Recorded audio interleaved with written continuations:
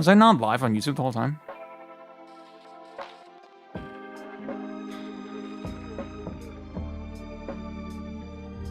That's fucking weird. Wait, can I change that? Okay, I guess you... That's so stupid. What the hell? I don't think it was like that before. Weird. Okay, well, we are live on YouTube with a little bit of a delay. I'm so sorry. I've been speaking on Twitch for the last 15 minutes.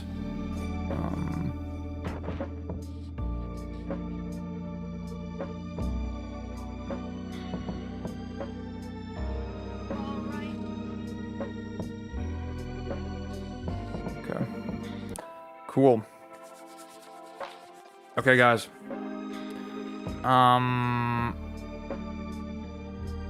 Yeah. I guess let me go over some of the just more general shit again. Hang on.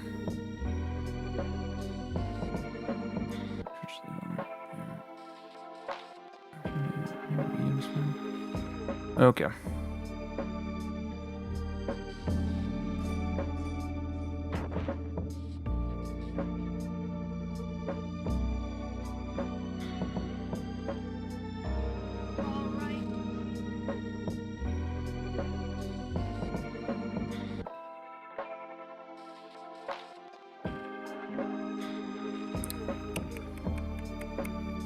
Okay, guys, for the YouTube channel...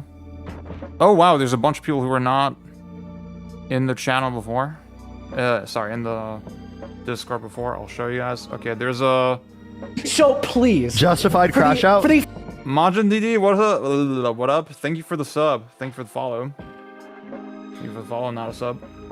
Follow is also good. Yeah, so I made a Ziad Bruh English language YouTube Discord. It's open to everybody. I'll just post the link. God, this is fucking terrible.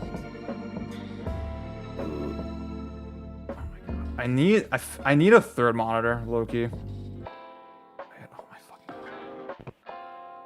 Is discord.zebra.com.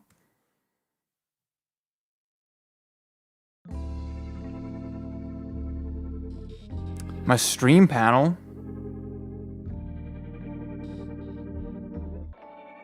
Wait, what are you talking about?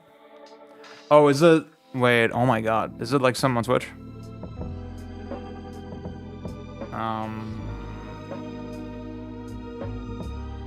Anyway. Yeah, made a community Discord for my English YouTube content. I figured it was necessary. I figured it was just like... For a bunch of different reasons. Again, I explained in the channel update that I just released. And it's see, there's already a bunch of fucking discourse. It's very nerdy, it's very sweaty in there. You should get the fuck in. Have a good time. And this is relevant for today's thing as well, because it's Potential Man Monday. And for Potential Man Monday, we will pick a game every week, play 3 hours of it, and determine its potential. And then rank it based on its potential. Potential to do what? Well, that's the question, right? The first game for today is Pragmata, of course, as announced. But there's a bunch of other games that I've been like kicking around. I think I already know what the next two games are. Clearly everybody wants me to play StarCraft 2.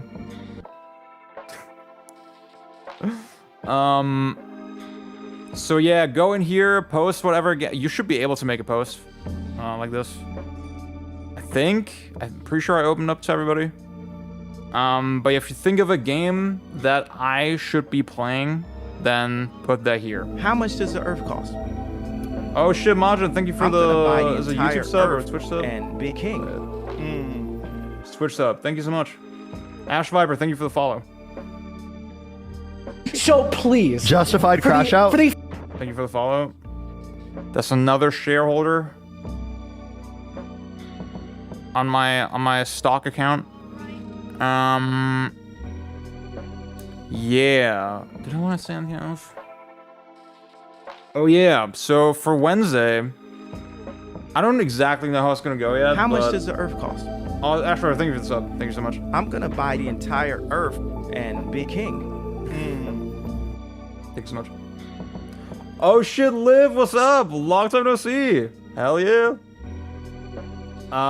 Yeah, dude, it's legendary. Oh my god.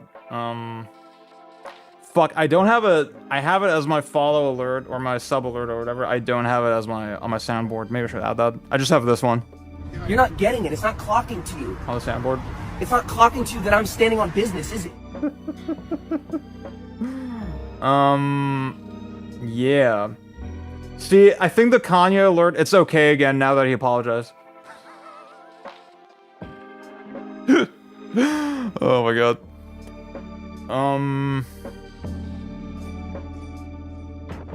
What else do I want to say? Yeah, Hot Tag Wednesday. The first Hot Tag Wednesday that we're doing, I will be roasting your favorite games. So I think the other day I was asking, fuck, what was that?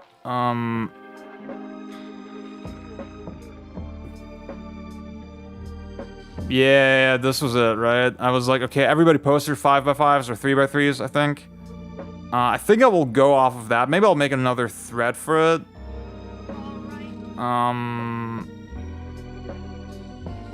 But I will be roasting those on Wednesday. So get it now, get it on the Discord.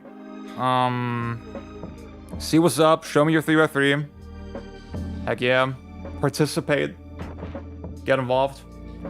I played some Pragmata on the train home from a big workshop weekend. I had to hop in. Yes, sir. See, I was like... the thing is, I was really hoping that I would get the PS5 version, like, 2 days early or something. And then I didn't. And then I was, like, so annoyed that I was, like, low-key considering pre-ordering on, like, the Japanese eShop or something. I mean, the performance is not bad on Switch 2. I think it's... I'm a little too autistic to play like sub 60. But I'm still a little tempted. I'm still a little tempted. Hey, see, exact. Well, that's why I didn't do it. That's why I didn't do it.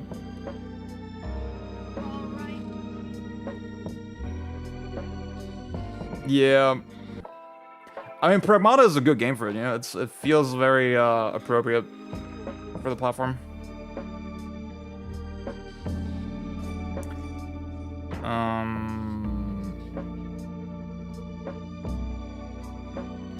They tried to make Paul W.S. Anderson Resident Evil Retribution to real RE. It's still got like some of the modern RE-isms. Yes, Fran, I will, so, English streams, Monday, Wednesday, German streams, Tuesday, Thursday. And it's a different account. I will let y'all know about that.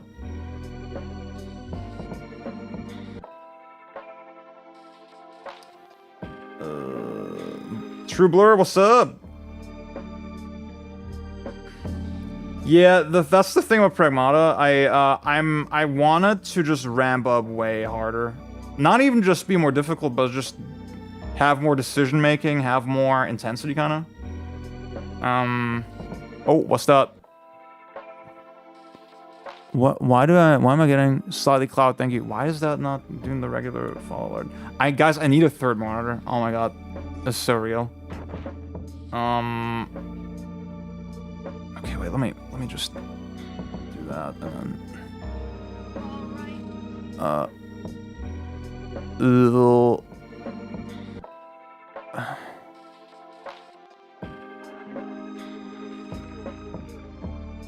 okay.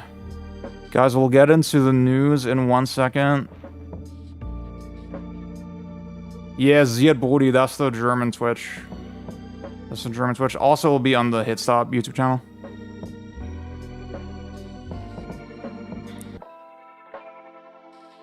Yeah, I'm not really exploring very much. I'm not a much of an explorer. Exploring is boring.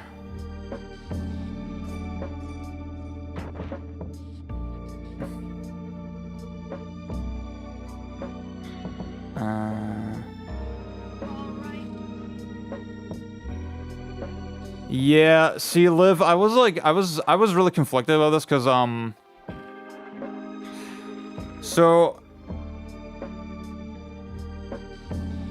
see, I'm a smart man, and that's why I realized that remakes are like distinct products. But also, I feel like we could have something a little more interesting than like RE4 with like different gameplay and aesthetic. That's sort of where I'm at.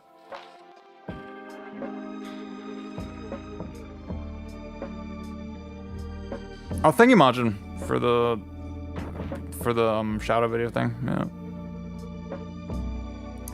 Yeah. Speaking of RE4, I think. Wait. So I'm gonna press the record button and hope that my PC doesn't explode. Okay. So, guys,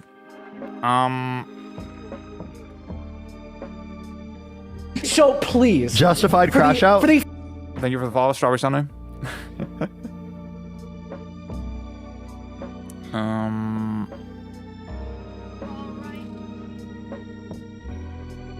First news item I want to discuss today is this RE4 situation. It's a couple days old now, but I wanted to get my takes and I had a couple thoughts on it.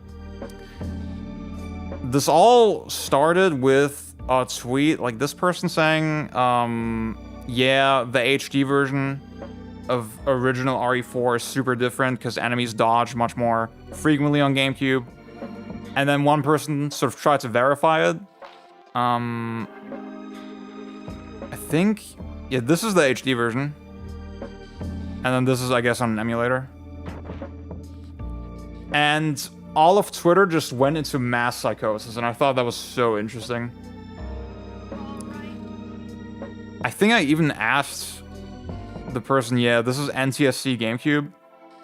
See, because to my knowledge base was, okay, NTSC GameCube was the first one, NTSC America, I should say, was the first one that was released. And the PAL version came out a couple months later. And that was where the most drastic gameplay changes happened.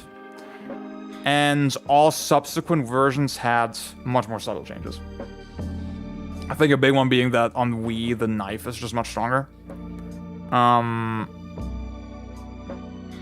But obviously, I'm a Euro boy, so PAL was what I'd been the most familiar with. I have played the NTSC version. It is interesting. It feels like a very different experience.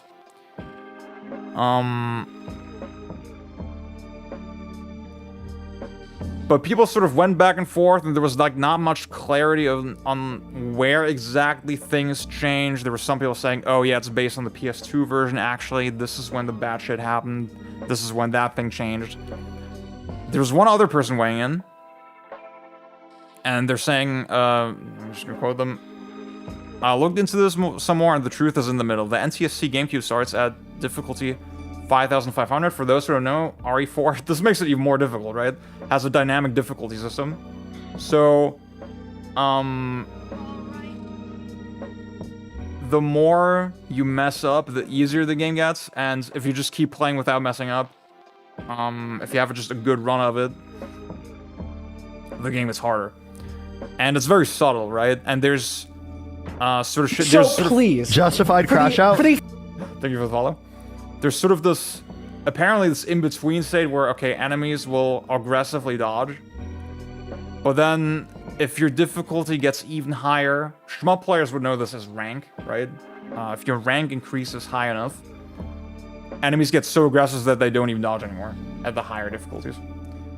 And then it makes it even more interesting, right? You can play the professional mode, which is, you unlock it after you beat the game. It's a difficulty where the game is constantly locked to the highest rank. And I saw people sort of comparing professional between the different games, and like, claiming there's sort of differences, but it just was so fuzzy and unclear and like not well documented. And honestly, after all that, I still don't really know what the fuck is going on. That's sort of the most annoying thing about it. And I think the conclusion that I want to leave off with y'all here is that this is why you have to be a version purist for games, honestly. I don't even have a take on this specifically, right? My take is more like, yeah, this is why you should never trust a port of a game. You don't know what the fuck is gonna change. You don't know what the fuck is gonna, what like insanely subtle thing might change between versions, intentionally or unintentionally, because games are so fragile, right? I've seen so much like psychosis about Bayonetta as well. Original Bayonetta, where there's some people claiming, oh yeah, on the PC port, they actually made the AI less aggressive or something. Or more aggressive. And see, in my little brain, I'm thinking, well, okay, the only version of the game that Platinum themselves actually worked on is the 360 version. Every other version past that was handled or reported by somebody else. So can you really trust any version that's not the 360 version, that's not developed by Platinum? I don't know. I mean, you see that in my Shadow of the Colossus review, I used footage from the PS3 version. Because guess what? It just looks the best on YouTube. I'm not a believer in the idea that games always look better at high resolutions. Quite the opposite, in fact. But I think Shadow was such a specific case where I'm like, okay, the PS2 version is just the fucking 12 FPS jaggy mess that's really hard to look at on YouTube. So for the purpose of this video, I will capture on PS3. But I did my first playthrough for the purpose of this review on PS2, and I had so many things like subtly different between playthrough. There were so many things that I was kind of going into in my script that I had already written when I played the PS3 version for recording that I couldn't really replicate very well. And it's beyond stuff that I knew was definitely different about the games, because I know on PS3, you like tumble a lot more than on PS2 due to the frame rate. It's very complicated. The higher frame rate on PS3 means that Wander just loses balance much more easily. And yeah, see, I mean, I have the equipment. I'm not even saying I'm necessarily opposed to a Shadow of the Colossus video that's like, you know, authentic PS2 version. But I want it to look pretty, right? I didn't want it to be like 20 FPS, 12 I mean, probably 10 FPS, right? 10 FPS most likely in most of the gameplay that I'm showing. I think for video, there is sort of an argument that like you should have a stable frame rate. What the hell? It's saying I don't have an active live stream on YouTube. I'll think about this in a second.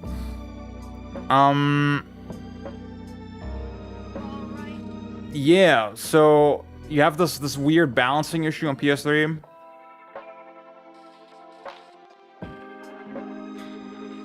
And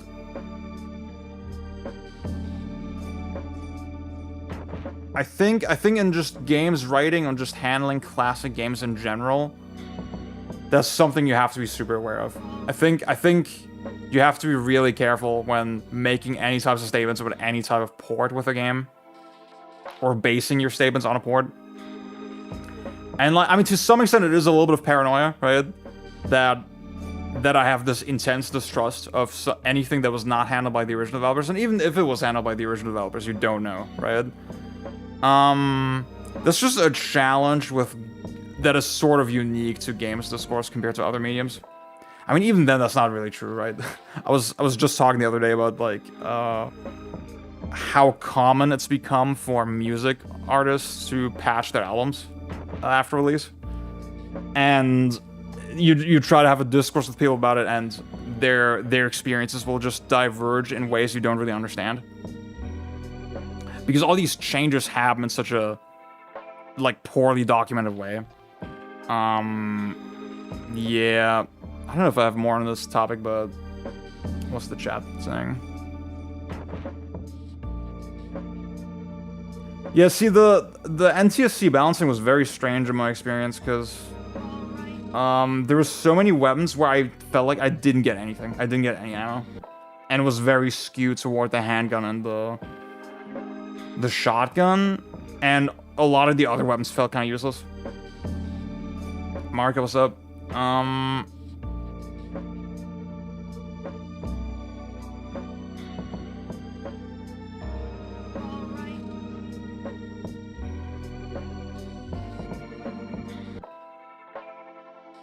I also noticed the enemies don't rush you at all once you aggro them, but remain in key positions. Oh, on NTSC, that's interesting.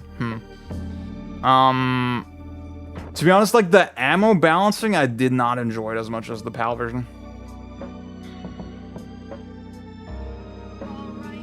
Yeah, I was mentioning this the other day. I think Kanye is the one who kind of made that a thing. But yeah. And I mean, with the new Tyler, the Creator album, it was a very weird thing where one of the songs randomly got like extra ad-libs, and they sound horrible. And I'm like, why the fuck did you do this? It pissed me off so much. Yeah, I think that's all I have on that. Okay, what the fuck is happening with my... Is my YouTube stream working?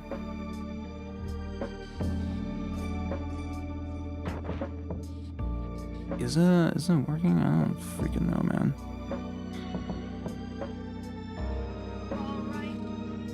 Okay. What?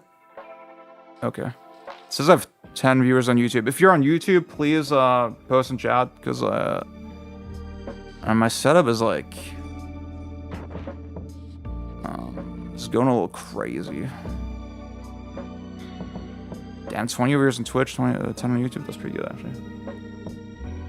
GK, what's up?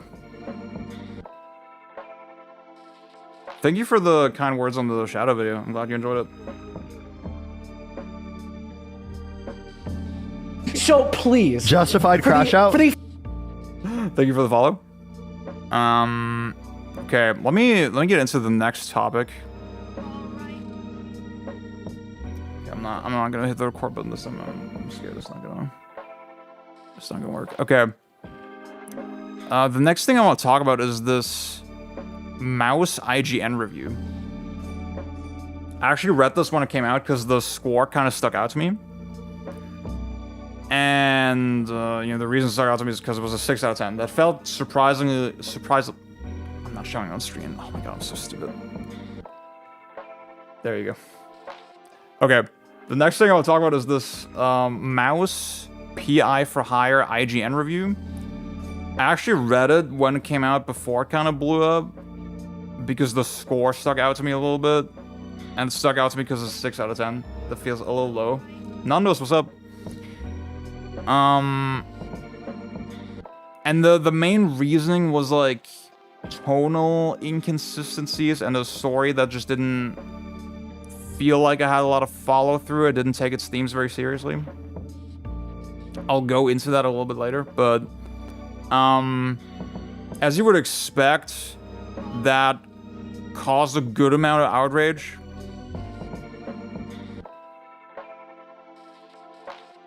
I saw a bunch of people react to it, and maybe I should unsubscribe from Charlie, because, like, I don't think Charlie's a bad dude, but he's such a dumbass sometimes, and, I saw him react to this and kind of flip his lid. I'm not really getting into his arguments, but, like, basically a lot of people took issue with, number one, the score being so low, and number two, just the reason it was argued, with.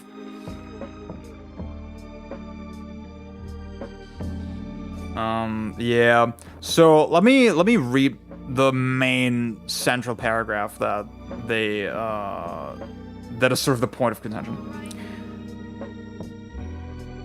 I hate to be the guy who brings up ludonarrative dissonance at a video game review in the year of our Lord 2026, and if you're rolling your eyes right now, I can't blame you. Oops. but it's an actual issue here. Jack Pepper is a PI who kills more people in a single mission than Philip Marlowe has in every book Raymond Chandler ever wrote combined. I don't care how corrupt the cops are, a private detective can break into a police station and slaughter them en masse and then go about his day. In one particularly nonsensical scenario, Jack inadvertently burns down an opera house to save a guy running for mayor, and he ends up fighting an opera singer and shoots her. Is she dead? Did I just kill an actress for being angry I burned down her workplace? If I didn't, have I left her alive and unconscious inside a burning building? Mouse PI for hire doesn't tell me and doesn't seem to care either way. None of this is to say that noir cannot or should not be violence, but that violence usually has a purpose. So they go into a couple examples from other noir stories. The characters have to reckon with the fallout once big stuff happens. Jack Pepper, on the other hand, is a walking catastrophe and nobody in Mouseburg seems to care. He's at best a mass murderer. Does that make for a more fun video game? Maybe, but it's bad noir and a worse detective tale. So when I read this originally, non-controversially, when I read this originally, that is exactly, thank you, Bruno, that is exactly my thought. I'm really surprised that someone with Charlie's kind of reach would jump on this sort of shit so callously, and that really fucking annoys me. That's why I want to talk about it. Because when I read this paragraph, I was like, you know what, this argument, I'm a little suspicious about it, I'm a little skeptical about it. I would need to play the game to see how it's done tonally, right? I feel like there's probably a way to convey these, like the scenarios that are described here, there's probably a way to convey them that's like sort of satirical or funny, right? That I would probably jive with. I can see myself not having the same issue with it that this author is perpetrating, but I don't know. I have a hard time sort of judging it. Now, in Charlie's case, he's someone who's actually played the game, right? I couldn't make it through his video, right? But I didn't get the sense that he was really engaging with the spirit of the argument. He was just sort of saying, well, the game doesn't take itself seriously, so what the hell, you're an idiot. I mean, that's just generally something I really dislike, that, okay, suddenly I'm the idiot for taking a game seriously, or wanting to take it seriously. That really bothers me.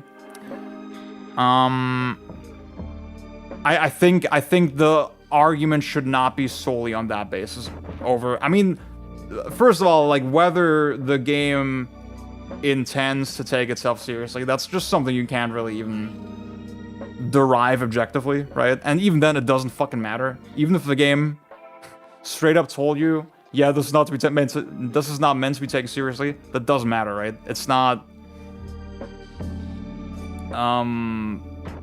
that's not like a way to engage with art, really.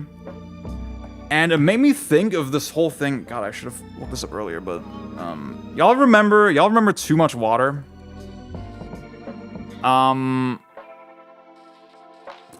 This is almost so, oh, this person, see, oh my god. Okay, I saw this brought up a couple times in the mouse context. Yeah, that's a good take.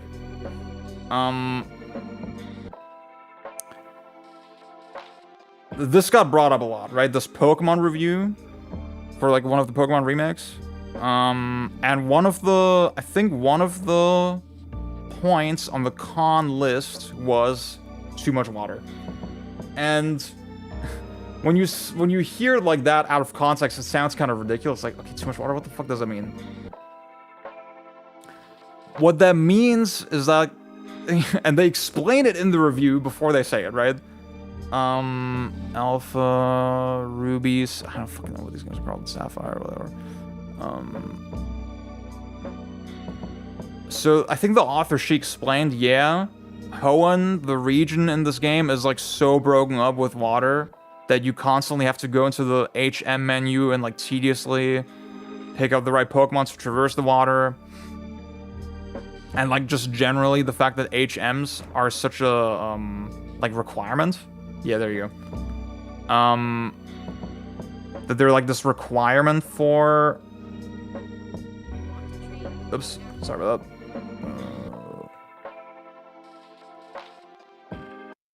There you go. Can you all hear? Yeah. You're done with, and they're bound to bring some excitement to the new and improved super secret bases. One brand new Pokemon search app, the DexNav, is also really interesting. Whenever a wild Pokemon peeks out its ears or tail, DexNav will alert you to things like the Pokemon's level, ability. It feels like there are water Pokemon in nearly every battle, and I have an overleveled Pikachu to show for it. You also have to navigate many bodies of water, which makes much of the late game incredibly tedious. The water is absolutely gorgeous with the new graphics and details, though.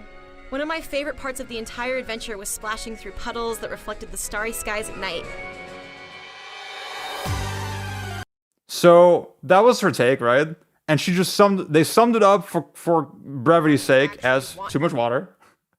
And like if you got to this point, you probably watched the rest of the review. So you would have to be completely disingenuous to say, oh, too much water, are you fucking stupid? And it's pissing me off so, like, I don't even think IGN, like, tend to write great reviews. But it's just so annoying that, we're discoursing and debating over this shit on this insanely base level. And just always trying to get one in. Obviously, you have another sort of elephant in the room, right? The legendary God Hand IGN review. See, I guess the take I want to extract here, right? The reason the God Hand review was bad is not because of the author's like sort of taste difference, or because he was looking at it with the incorrect lens, or oh, the game wasn't taking itself seriously and took it too seriously. Those are all stupid reasons.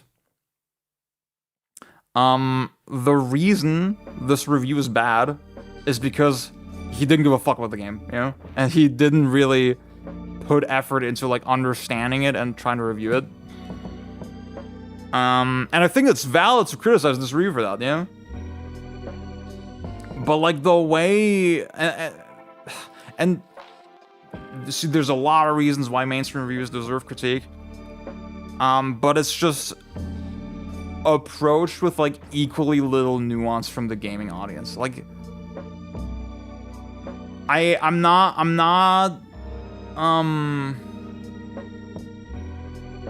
I don't consume a lot of mainstream sort of games content. People who talk about mainstream games content are way fucking worse than the content. Okay, let me read the chat. I'm so sorry that I didn't get to all. I have to finish my rant. That's what I mean when I say review culture is ultimately net negative when it comes to... Yeah.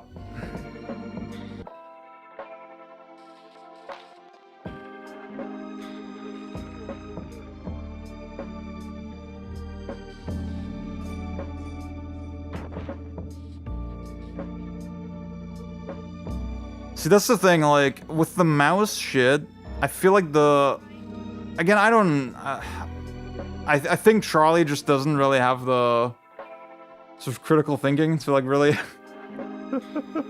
to really analyze it. With everybody else, I'm like, okay, just play the fucking game, you know? Play the game, and then think about the nuance of the argument. Think about the actual situation.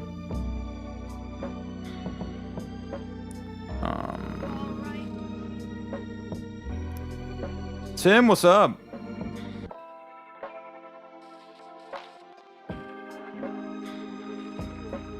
It's really like everybody who was parroting that shit was just being willfully obtuse. And that is so annoying.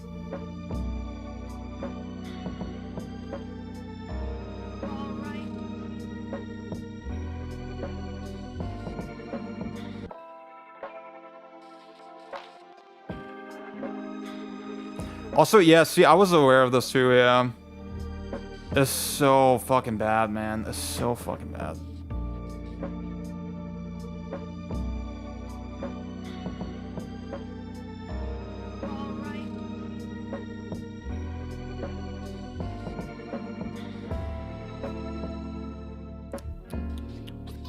Okay.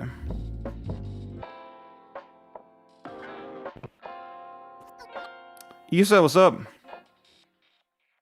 So yeah, that's another take I had. Like, I'm sort of annoyed that ludonarrative dissonance. It's like a nuanced term with like an idea behind it, and now when it's used in the public discourse, it's always like the main character kills a lot of people.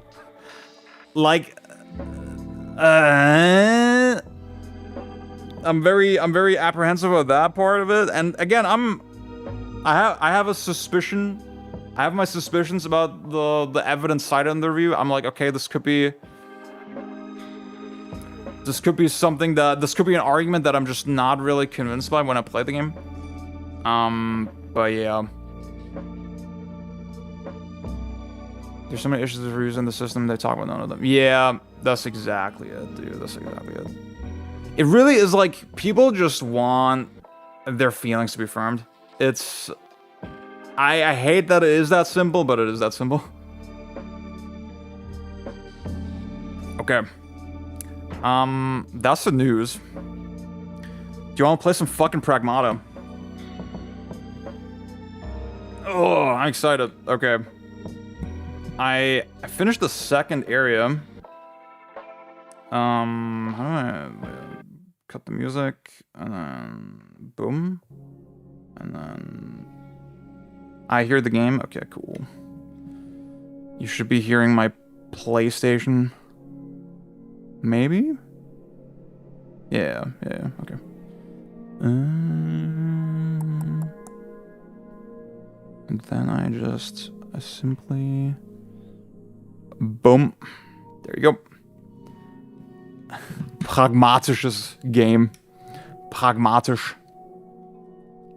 People think it is only about player actions, the author's intended narrative, not mentioned. Yeah, I mean, this is the original argument that Clint Hawking made in the article.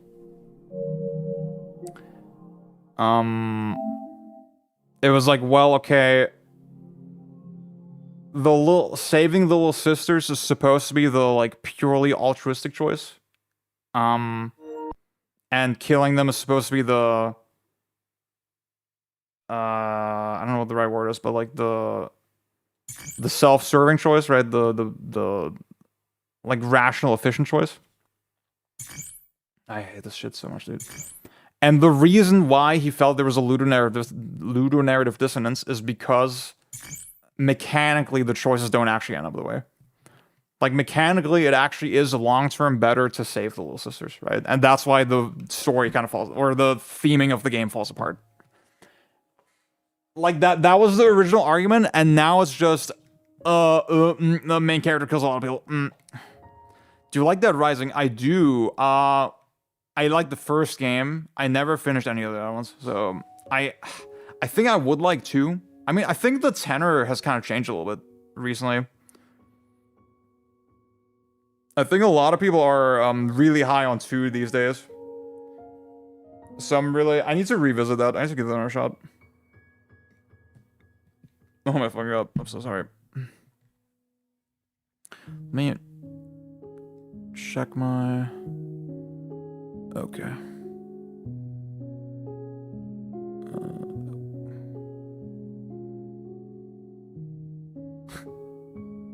Do you think Pragmata has Wii U vibes?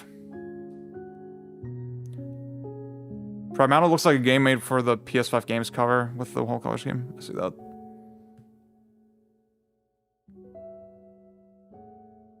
Okay, guys. This is on a PS5 Pro.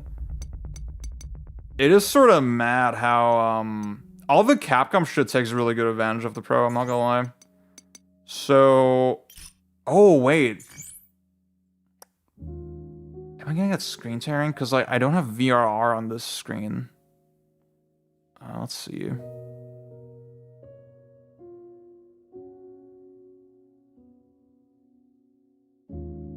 Is the base PS5 version that much better than... I thought Digital Foundry said they were kind of the same. See, that's the thing, like, I feel like in Uncharted, the argument just never made sense to me, because, like, this sounds crazy, but, like, the enemies that you fight, they're not portrayed as, like, humans, you know? They're portrayed as, like soulless AI enemies, you know? I think there is sort of enough abstraction that you can say this is not real, right? And this does not actually reflect the character. Huh. Okay, that's weird. About the performance mode. Yeah, the thing about PS5 Pro is that all the ray tracing shit is just always on, and then they use PSSR for like really high res, which is kind of sick. And then you can unlock the frame rate, and it doesn't reach 120 at all. But it's still number one because no VSync. It feels a lot more responsive, and then number two, with VRR, you still get above 60 enough that it feels worth it. So that's how I've been playing it on my TV. But here, yeah, it looks a little weird. No, I think on this screen I should use I should turn that off.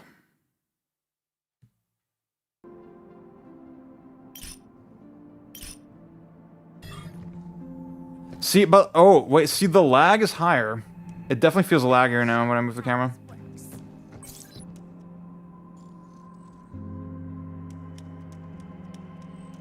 Okay.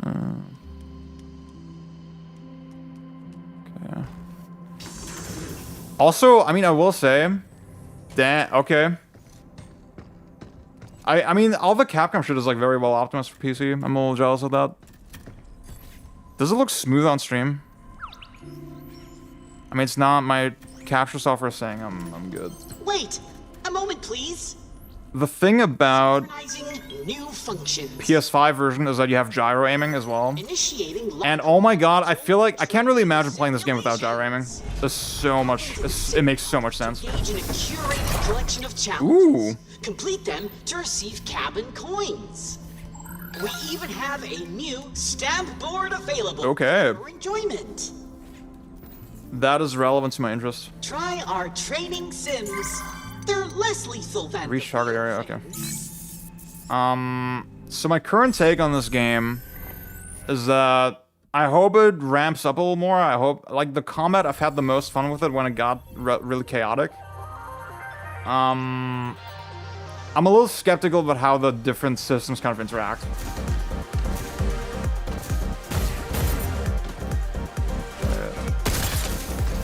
Did I get anything? No. Oh.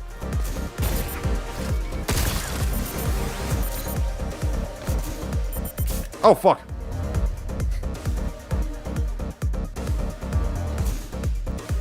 Okay, maybe I should... Dude, I hate looking at it with the unlocked frame rate, but also it feels so much more responsive. It's crazy. Yeah.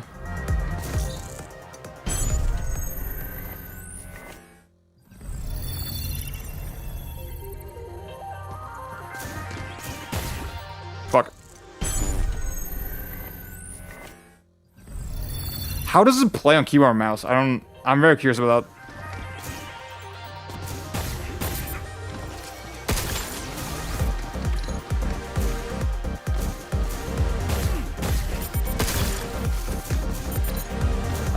Yeah, one little detail that I like is that when you aim in mid-air, you hover. Oh, wait. No, I need to restart. When you hold a button, your mouse change. Oh, that's cool. That's so smart. I'm surprised they even thought of that. I feel like most devs would just be like, yeah, just plug in Game Boy, bro.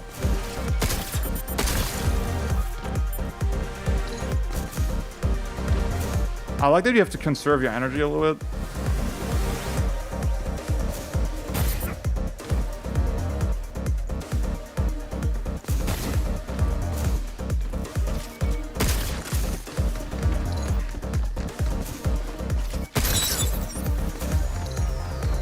Okay, that shit was easy. What the hell?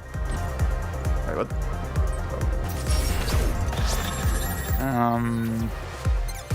Yeah, Wilds. It's the Wilds is so weird because it doesn't look good. It's such an ugly game.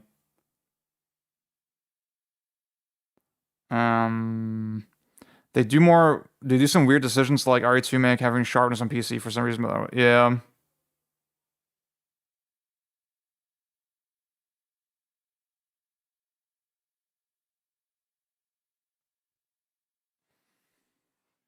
World is so much prettier. World is such a pretty game.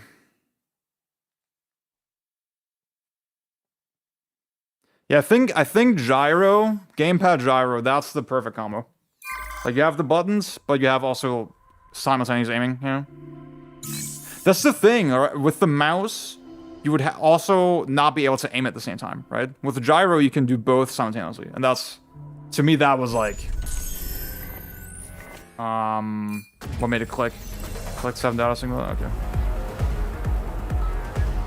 I'm not just gonna do training missions all day, guys. I'm gonna move on to campaign later.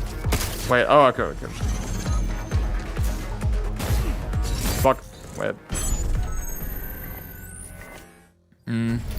I've had a good amount of practice with the gyro over the years. At first I didn't like gyro when Splatoon came out.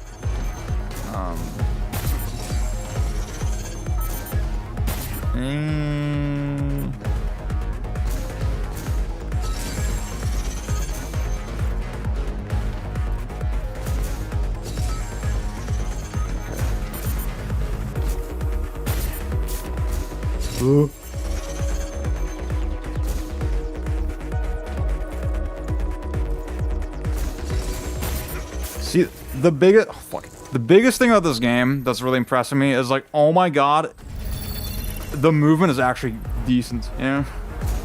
I hate... It got really bad for Capcom after RE2 make. RE2 make, I think, was still fine.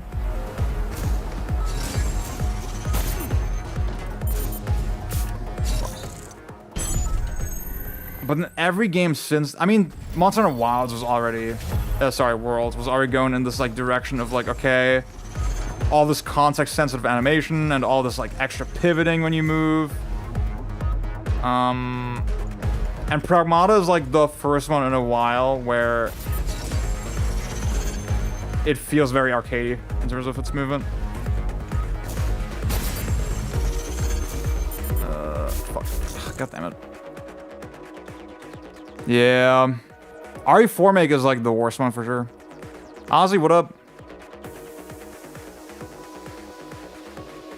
How do you feel about having to spin the plates of hacking? That's the thing.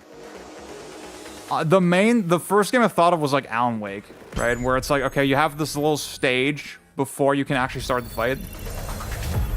I think it's definitely more interactive in this game than something like Alan Wake. Oh.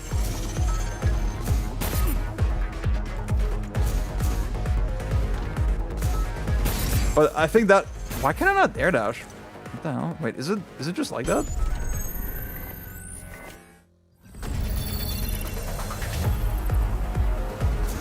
Wait, can you do one air... Am I crazy or... I felt like I had more air dashes before. Oh, because you're probably reset to base upgrades, right? I think that's it. Oh my god, I was so used to the upgraded dash, so I'm like, what the fuck is going on? The thing is, okay, I'm just gonna show the movement, right?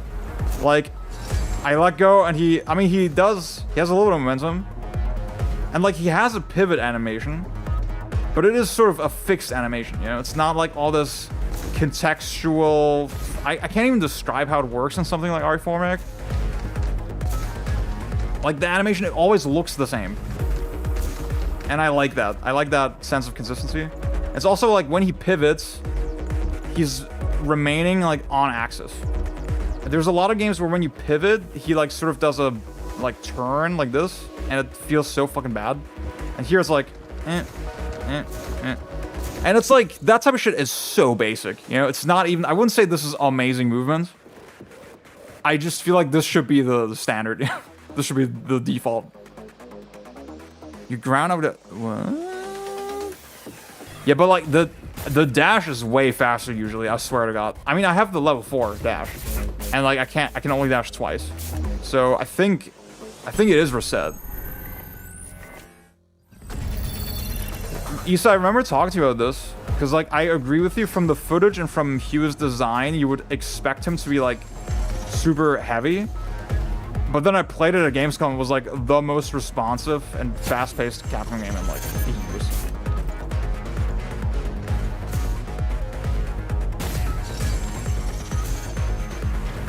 Which is really surprising. I know people have sort of discovered that like a lot of Platinum alumni worked on this game, which it just makes sense. I think the later challenge, I think they just change your setup per challenge probably. That's probably it.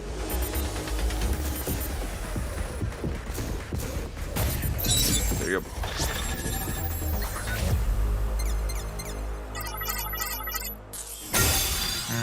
Okay, I'll do one more and then I'll jump into the actual game. Defeat enemies with weapons.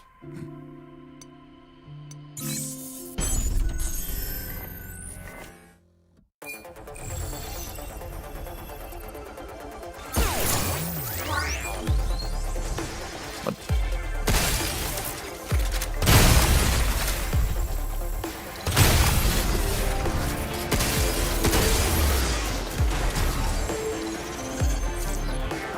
Oh, okay.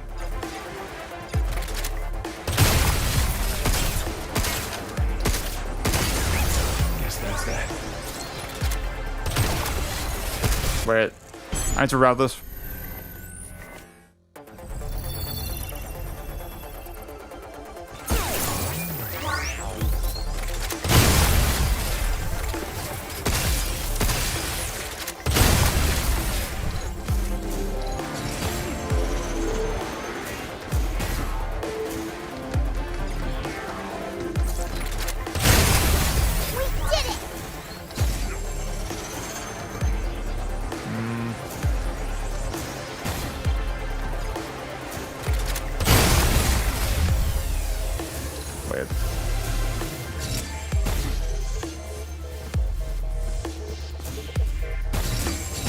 So yeah, I have a higher level dash than I did before.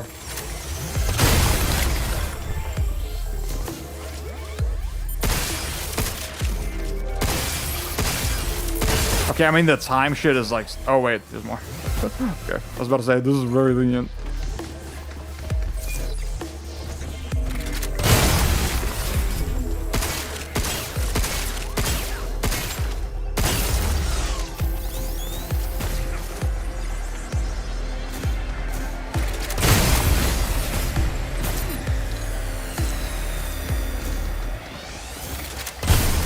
Got him.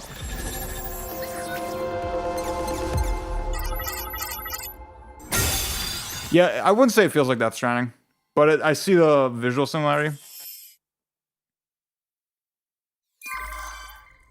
Okay. Director was XCOM. Okay. There it is. Whoa. It's a sim pod. Let's Hey, still waiting. Okay, guys, did y'all see the discourse that like Pragmata wants to make people become parents? The polish in this game is insane. Yeah, the sound effects and like the hit stop is delicious.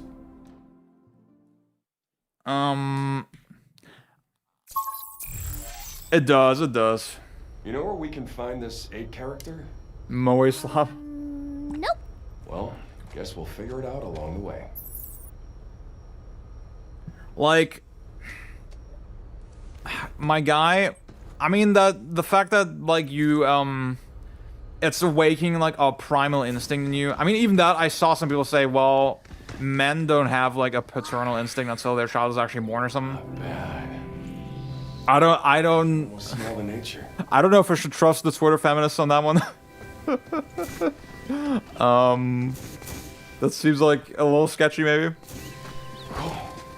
I'm glad the game is awakening something primal in you, but also you should not treat it as a accurate representation of the experience of parenting. How's the game so far? Firma, what's up? It's pretty cool. You remember? I'm like at a 7 out of 10, I think, right now. I just felt like I wanted to like ramp up a little more. I think my main thing is like I think the combat elements they feel a little separate, you know? It feels a little Pretty strange. spinning plates Not like esque. we got a lot of leads. Seeing how we can't I'll take this new way for you to me pair. Sad dads are out, happy. Yeah, okay. They deserve to hear what happened. Okay, I have to say it. The pedophiles ruined the game a little bit for me. They really did. I can't really look at it the same way anymore. Like I saw one tweet that was saying Diana looks like she was designed by, you know. I don't know if that's like a little too crazy or a little too extreme. Yes, that's that. I mean, the emphasis, the thing is, I'm not in those circles at all, right? I've been told that just the way the feet, for example, are emphasized sometimes is a little like, if you know, you know. Oh, who's this guy? This guy's high-powered blade. Heck with that. So much for the beauty of nature.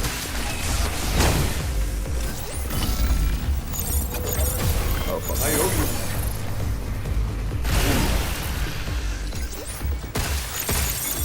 Defenses are down. Is that it? Yeah. It's like it's to the point where I'm looking at the game. I'm looking at Diana. I'm like, you know, it just it gives me a weird feeling.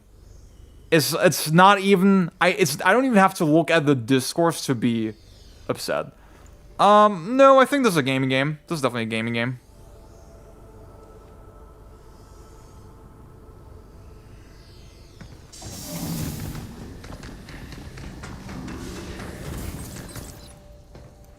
I'm not gonna read that. No offense. Abnormal plant growth detected. Please initiate a manual reboot of the limb regulators. Reinitializing plant. Zortan, what's up? Yeah, probably not. That's the thing. I would be curious if a normal, regular person who's not really much of a gamer, if they look at a character like Diana, what will they think? Will they think like, yeah, the feet is kind of weird. You know? Games with us again. Apparently there is a story reason why she's barefoot. In the way. Wait, oh fuck. DeFritos, what's up? Thank you so much. Thank you. What the fuck am I?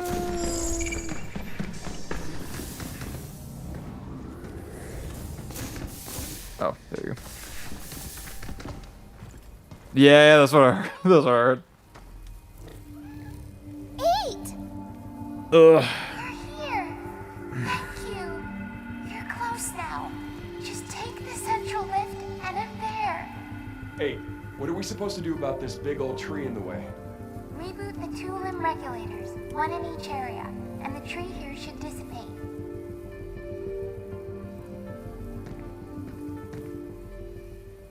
Okay. Hang in there, 8. There's gotta be another way. Story reason is very Kojima-esque. Pro ZD video with the skimpy outfit being important to her. Yeah. Obstacle detected. Safety level below acceptable parameters. Lift access denied. Please remove obstruction and try again. I love that this game just tells me where to go. Honestly, I don't want to think. See, thinking about where to go is not interesting. Well, I'm trying. It's not gameplay. Oh shit, wait. Jump, Q! I want to say I immediately thought, wow, this game feels so much harder to play when I'm streaming it. Oh fuck! Oh my god! Whoa! Hang on. Oh god. The decoy shit seems really powerful, by the way.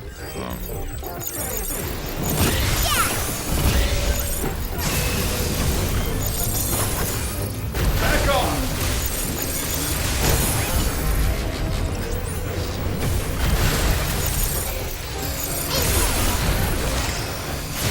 I mean, one thing I have to get used to is the fact that, like, you don't actually have to keep aiming to keep your progress. That's the thing that makes the game significantly easier. But I always forget that that's a thing.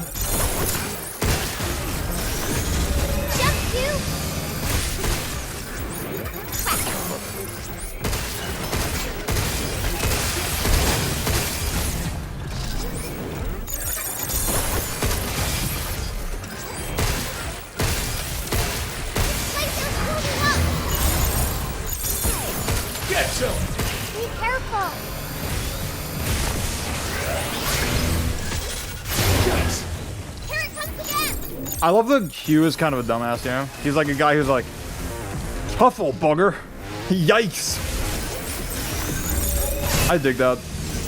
I do think the dialogue is a little too cheesy for me. Just you. It has something kind of preachy to it.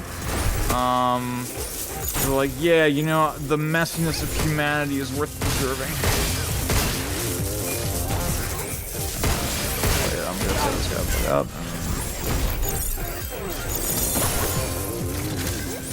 It's my turn. Okay, one thing I don't quite understand yet is like, I will do a hack, and then a couple seconds later I can do another hack on the same enemy. What's up with that? Dennis, what up? A little too wholesome, Chungus. Yeah. Oh my god. Yellow Paymo for Ziyad. Yeah. Maybe that is it. Maybe that is it. Maybe I'm being a little too. Maybe I'm being a little too crazy.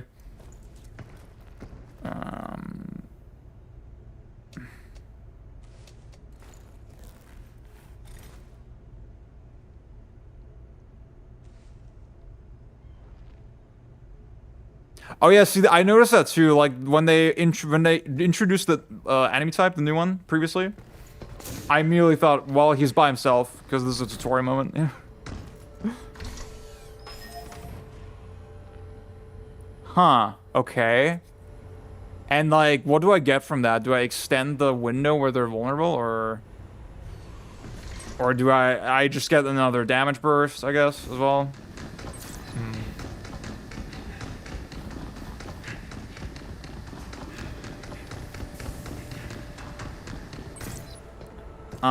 See, a weird thing about this game also is when you get to the checkpoints, the escape hatches, they don't heal you.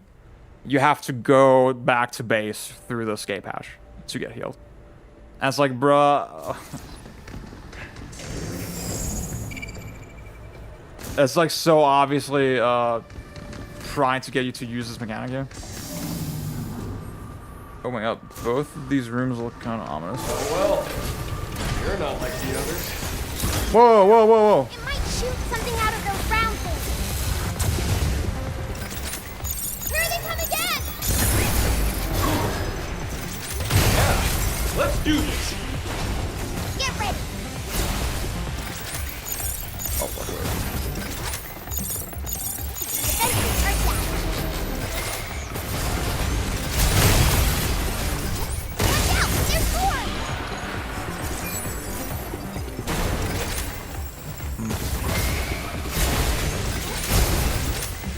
Also, I can't really tell what's going on with the dodge. I was talking to my buddy Rex about it,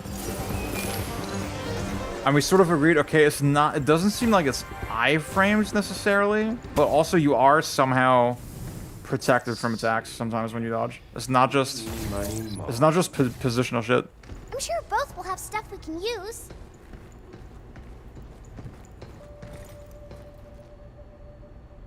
Okay. Damn it. No turning back now. Oh, you just choose your encounter, I guess, yeah. Right, blaster. Right, blaster. Mine. Incoming.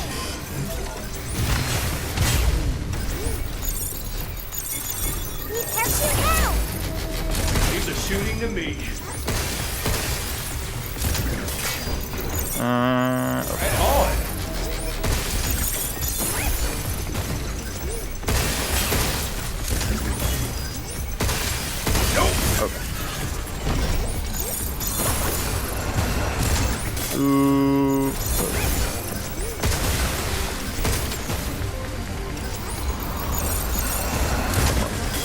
I will say the telegraphing is pretty good. Like, you would think with the zoomed in view...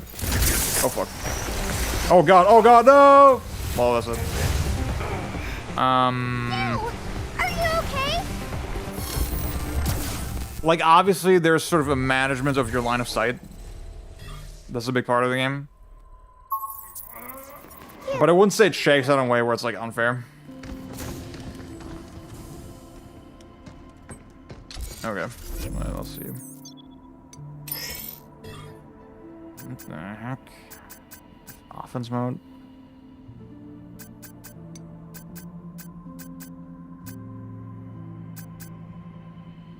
Huh. Oh. What the fuck? Is this for Chunguses? Unlocks auto hacking. While hacking with Alt2, press R3 to activate. I'm consistent auto hacking. Huh. What's the meta on this? Is this good? Emergency control throws of unlocking. Oh, this is cool. Okay, I have a bunch of energy, man. Too much currencies. The balancing of the difficulties. You have to unlock the hard mode. So I don't know. I've only played on normal so far. But I heard that on hard mode, they don't change the enemy placements at all. Which is kind of a shame. Okay, I don't need to see this again. Do I get this? I guess so. Why the fuck not?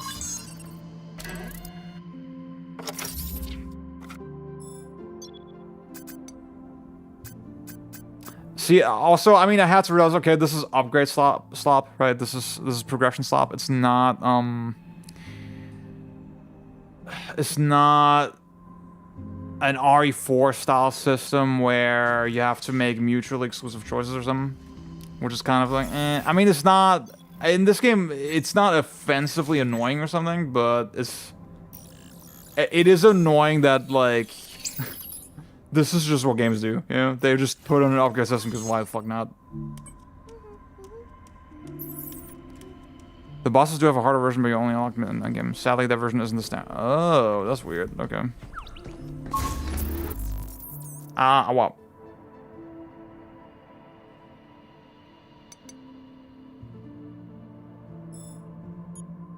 Wait. Oh yeah, I could. Ugh. I just stabbed my fucking eye.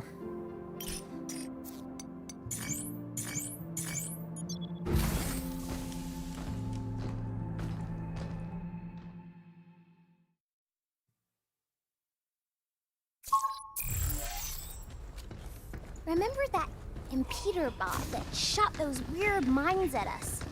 Yeah, they always seem to do it when we're distracted, too. When those things explode, they'll lock you in place if they hit.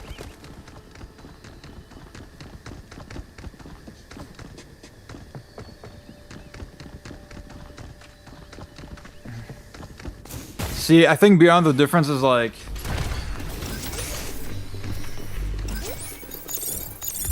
Do you see inherent value in grabbing a bunch of bullshit? And I don't, so...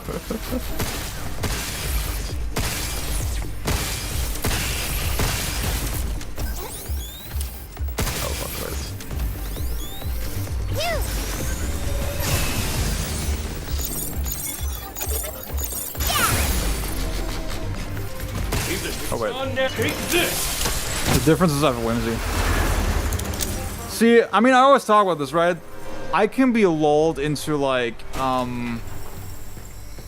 sort of enjoying whimsical shit in like a zombified state, like,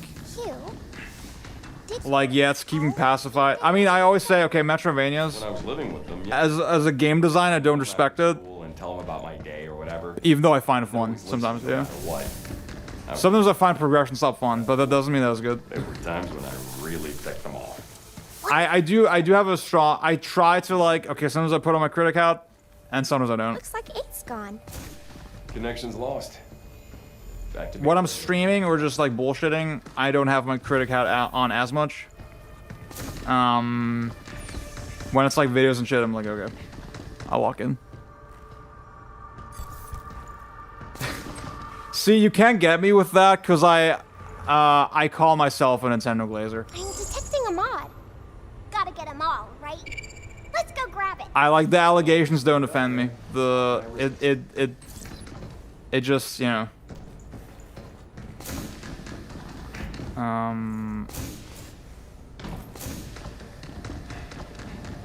I just think we reach like a really dangerous territory when we say, oh, like in this game, unlocking the coins is fun.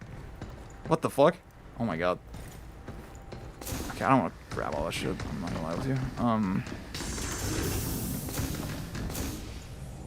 you. In this game, collecting coins is fun because I have whimsy, and in this other game, it's not fun because I want to criticize it. Yeah.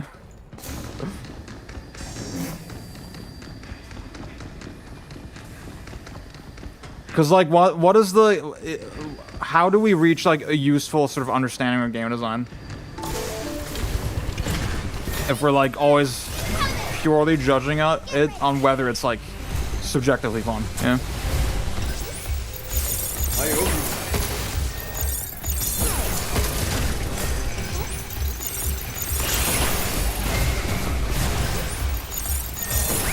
Back off! Okay. Oh fuck.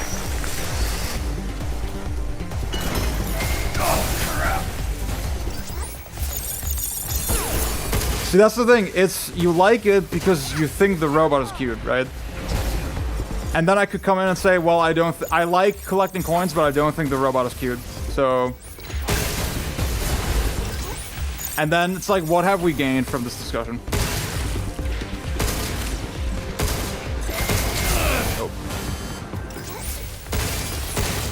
I guess we have gained, like, yeah, I find this type of robot not cute. That's that.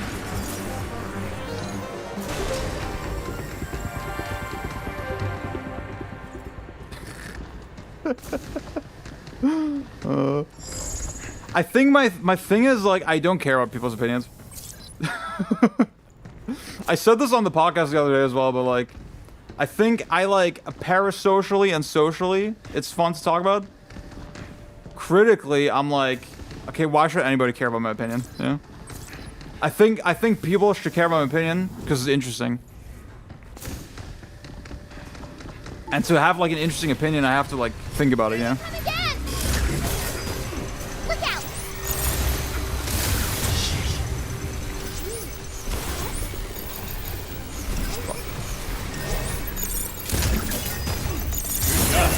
You! Leave it to me! Not everything has to be discussion. You're right.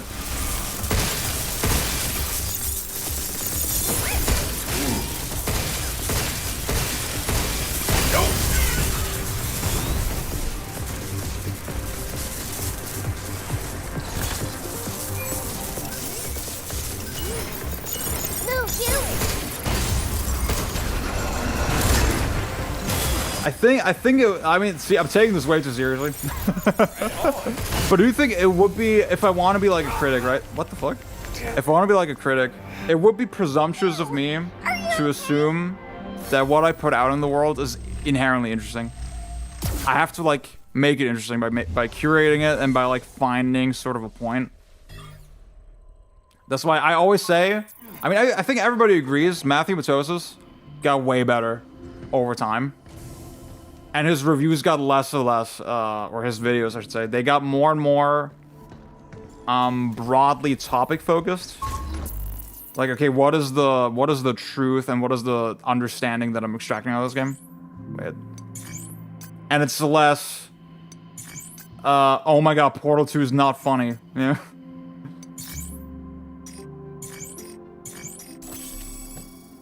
Like, low-key, dude, low-key, everything before the DMC retrospective, I don't want to say everything, but like a lot of those videos have not held up that well. Because it always is like, he always does fall in the trap of like, okay, I'm gonna vaguely justify like how I feel, yeah. And if I justify it, it's fine. When the goal should be, okay, what can we learn about the game? Yeah. So, Hugh, And I feel like if he again, I said this the other day, right? If he didn't make that conscious step, I think, Yeah. Concentrate on the others. to like change his like attitude and direction of how he reviews games, I don't think he would have made videos as good as the DMC commentary or as context sensitivity.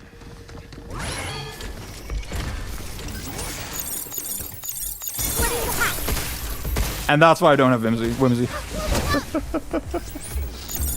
I owe you. There is a time and place for whimsy. get ready.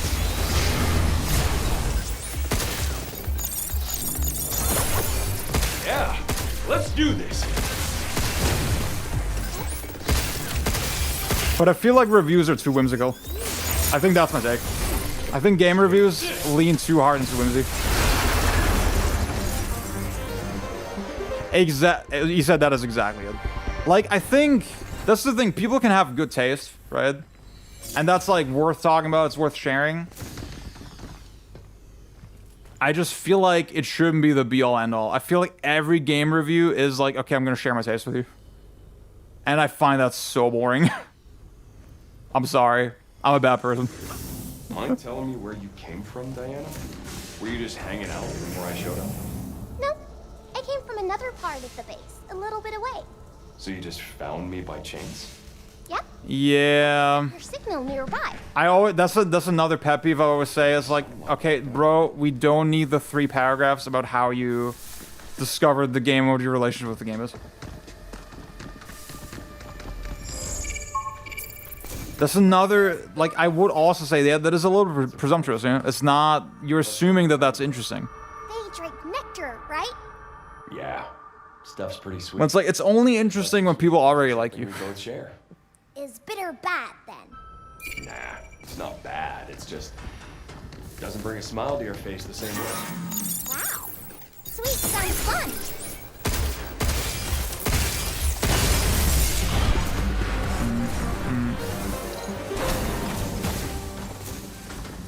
Well, well, you won't be able to get across like this. Tim Rogers, see, Tim Rogers does not write good reviews for games. Like, they're not useful reviews of games, ever. And it's funny, because, like, I commend him for doing so much research, but then it feels like the research does not impact the review at all. A lot of the time. Like, he doesn't actually... He is somebody who, like, talks about games in this very abstract, like, stylized way. The thing is, it's fine, because, like, his reviews are not really reviews. They're just autobiographical fucking masturbatory pieces. And, like, I say that in the most endearing way possible. Here they come again! Be careful! Right on. Guess it's my turn.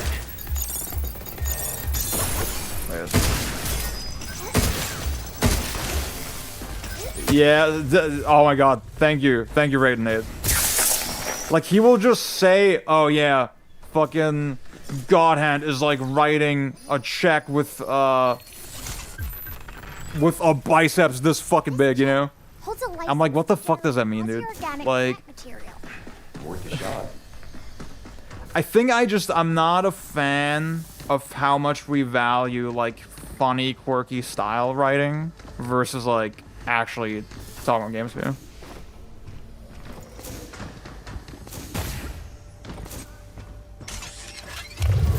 It's working! And that's not to say, I think Tim Rogers should have a career. I think that's all fine. But... Look out for its targeting sensor. Shoot now! see, it's like, I think what bothers me with this whole discussion, right? We did it! I feel like I get a lot of resistance when I talk about these ideas. That, like, yeah, I think... maybe your taste should take a back seat. And you should try to, like, actually, like, academically think about a game. I always get so much pushback. And I feel like...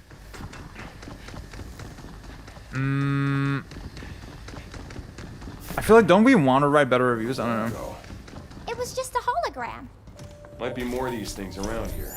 Stay sharp. Captain Fruitloose, what's up? No, the thing is, to be clear, I do like his reviews. I do like his videos. Not all of them, but like, I think there is a unique value in it.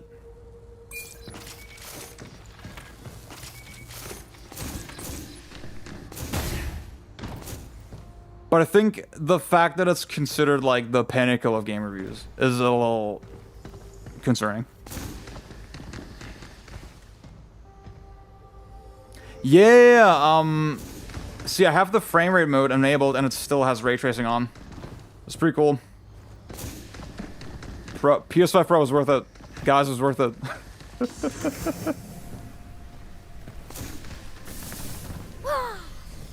at all the trees. Pretty cool. Now, where's that regulator hiding? Maybe over there. Through that door? Yeah, but how are we gonna get there? What if we generate more branches to cross? I always say this, if I wrote like a super technical review of God Hand, nobody would fucking read that shit. Can't forget you.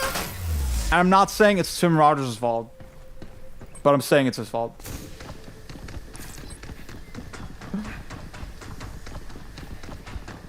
The thing is, I don't even meet my own standard, right? It's not like I'm the fucking greatest reviewer of all time. But I want to be better, you know? My goal is to be better. Like in the Shadow of the Colossus video, I talk about my experience a little bit, right? I do say, yeah, this is how I felt. Yeah, let's do this. And, I want to say I'm very careful with how I use that, right? I want to say... Oh, fuck. Take this! I want to say when I do that is for a very specific purpose. There's a chip over It's like the overall purpose of the review, or of the Shadow video, was, okay, I love the way the game juxtaposes life and death, right? a gem chip. 2 more left. And,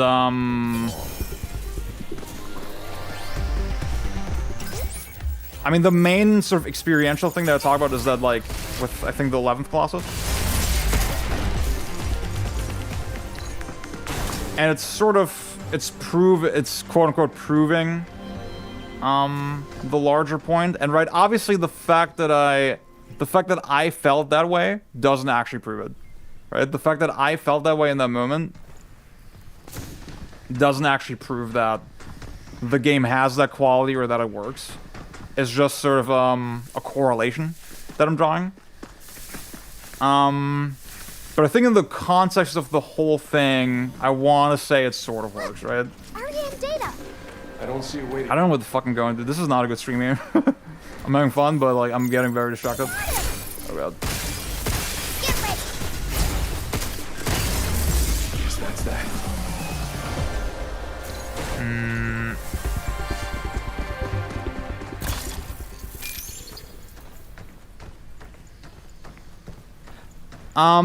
Bjorn, I think that's fair. I just think everybody's trying to be Jacob Geller.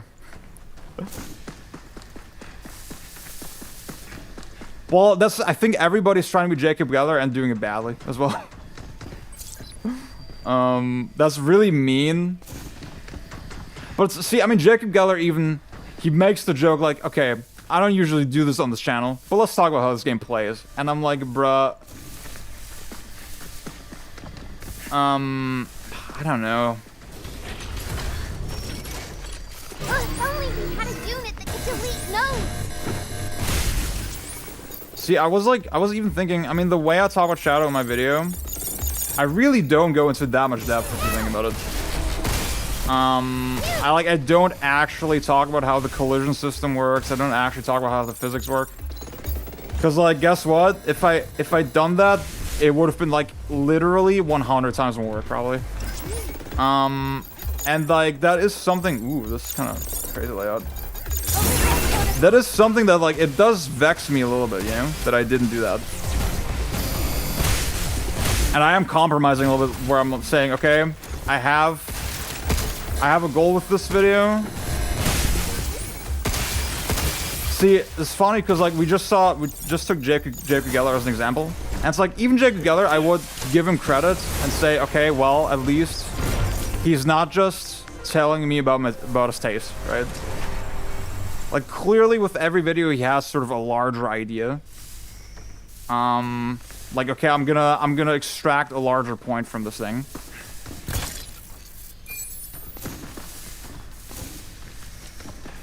And that's fine. I think as long as that's what I don't think you need to be like a technical fucking ass reviewer.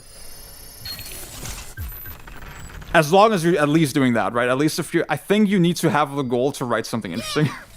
I think that's my bare minimum requirement. One more to go. And I feel like a lot of people are very happy where, okay, I'm just gonna give you a chronological account of my experience. And that's just not inherently interesting. I'm detecting a mod. Gotta get them all, right? Let's go grab it. Exactly. Like, I was like being a little cheeky. I didn't mean to shit on him, but like, the reason why he's still good is because he has a point. You know? He has a point. If it was just recounting his experience exclusively, then I don't think it would be interesting.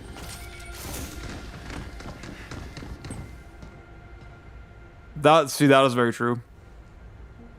Dude, I'm so mad that with the decomp shit, they're, You wanna go back to the center and regroup? they're like, they want to add the cut bosses or something, which is like, bro, that should not be your biggest priority. See, that's not I don't know that name. But like the retro review industrial complex, that is like I think the retro guys, they don't actually like games. Hey there. Low-key.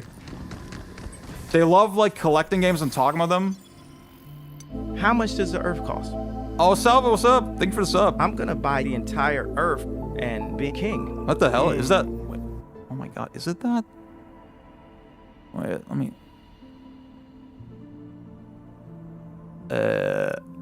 Stream settings. It's saying Pragmata parenting stream. I don't know.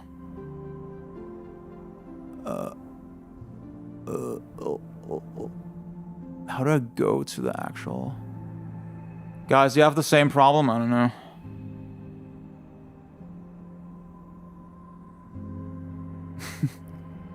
See, thank you for listening, Tim. And I will say, I'm very harsh, right, with how I talk about reviews. And I feel bad. I feel like I do hurt a lot of people's feelings when I talk about this sort of shit. But I'm glad it's at least sort of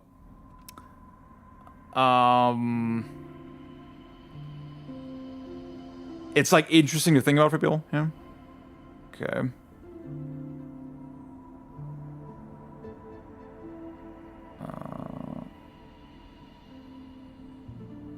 See, I feel like there's a lot of retro review or retro game guys who like do really shallow analysis of games.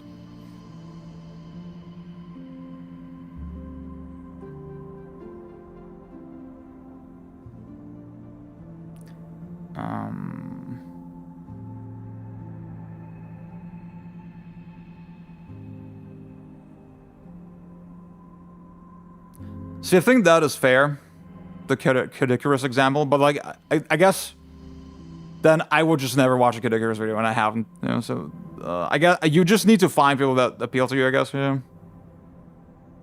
But then it's like, I don't know. I also don't want to be restrictive and say, okay, this is the way. I think my one requirement of like have a point, I think that's a very broad, flexible requirement, yeah.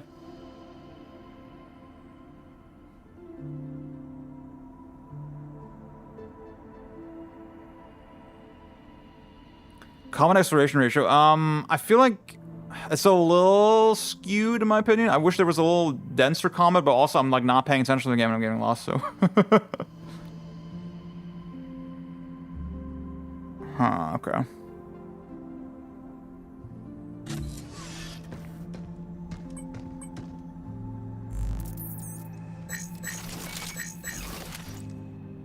I think don't just give me a play-by-play of your experience playing the game.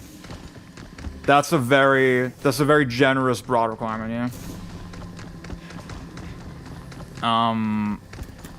Like I think that, like you can in that framework you can be Jacob Geller or you can be Matthew Matosis. Yeah, there's a lot of flexibility there still. But I feel like a lot of reviews are happy to be, hey guys, so I don't really usually play this game, but like the demo was really cool, so I checked it out.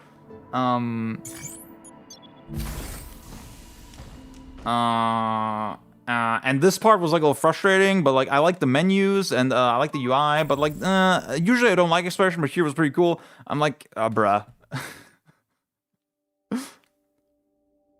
Is it crazy to say that a lot of reviews are written that exact way and that that's just not that interesting?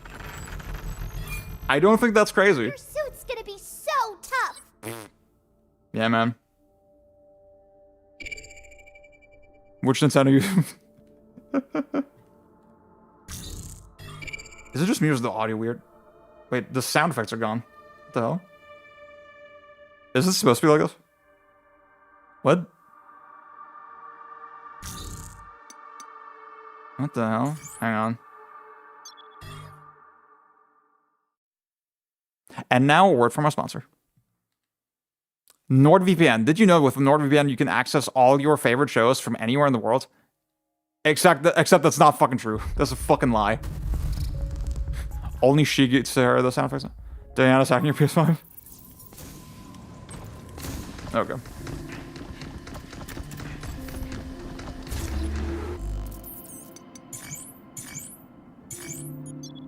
And I guess, see, the less flexible point that I have, the more you could say this is my fascist point. Is like, I do wish there was like a little more consistency, you know? Because I feel like, I mean, stuff like Metroidvania design, I always rant about this sort of shit, and That way, how can I resist? or like collectibles or upgrades or combat density or all these things.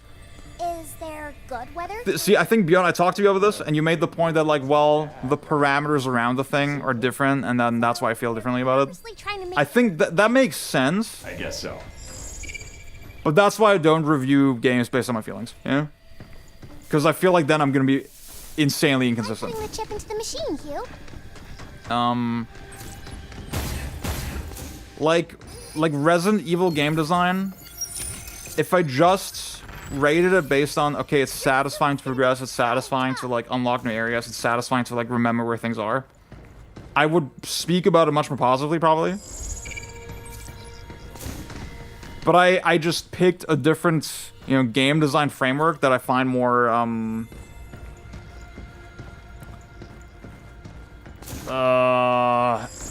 aspirational, I guess.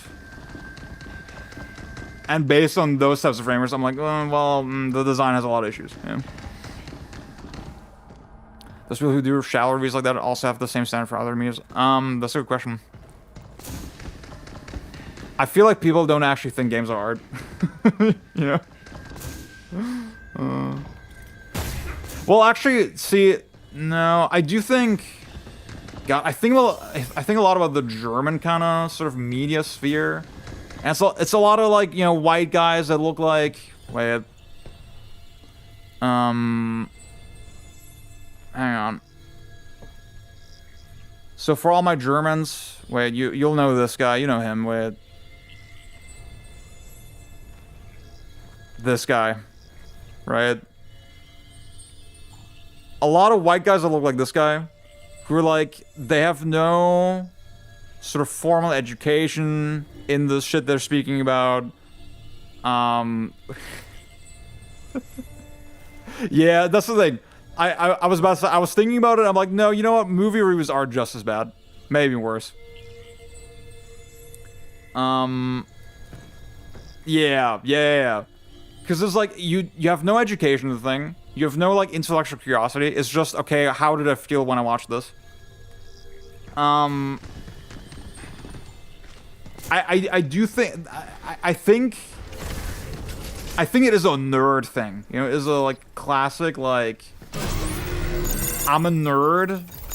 I'm a nerd media consumer, and I have a sort of very specific way that I look at media. And oh, wait, what the hell? Oh, did I run out of time? Ah, oh wait. Okay, got it.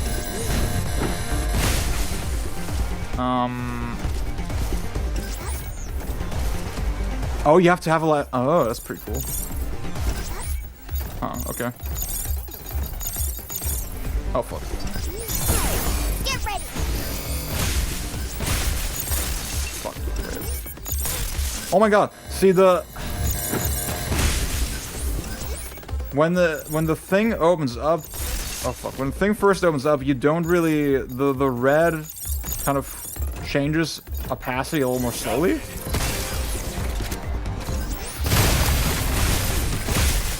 And that's why I don't instantly see the shit. Oh my god. Yeah, let's do this. Oh wait, I have to. Take this. Everything is well granted. Everything. Yeah. It is harder to find movie reviews that focus on the compared to reviews. Okay. Yeah. See, you said I see what you mean. Yeah. See, but see, I talk about this a lot too. Like when you think of sort of film critics, you think like Lindsay Ellis, Thomas Flight, Brody Janelle on YouTube.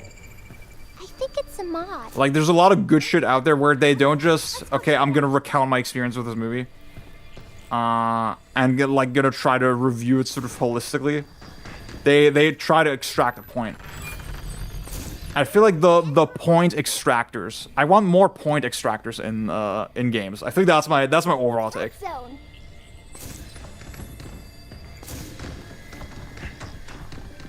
See, I guess, it's frustrating for me because I have such a, like, rigidly defined taste. Maybe that is a problem, right? I have very rigidly defined taste. And very strong opinions on things. And when I see people, like, have less conviction in sort of their, opinions, I always get annoyed, right? I'm always like, okay, why is the upgrade system here good? You know? In Pragmata. And it's like there is no logical argument for it. It's like it's just okay. Well, it's fun. I liked it. I like collecting the things, and that's fine. I mean, and I guess that is fine, but I don't want to read about it. Oh my god, I'm such a fucking dickhead. Oh, that's crazy.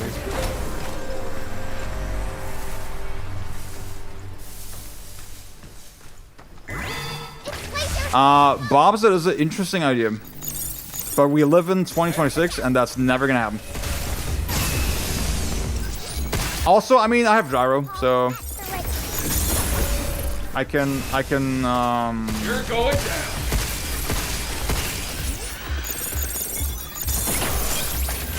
Okay, why? I don't quite understand. Why, should I just hack as often as possible? Wait, is it the little bar under their health bar that's showing when they're still open? I'm very curious to watch speedruns of this game when it gets a little more mature.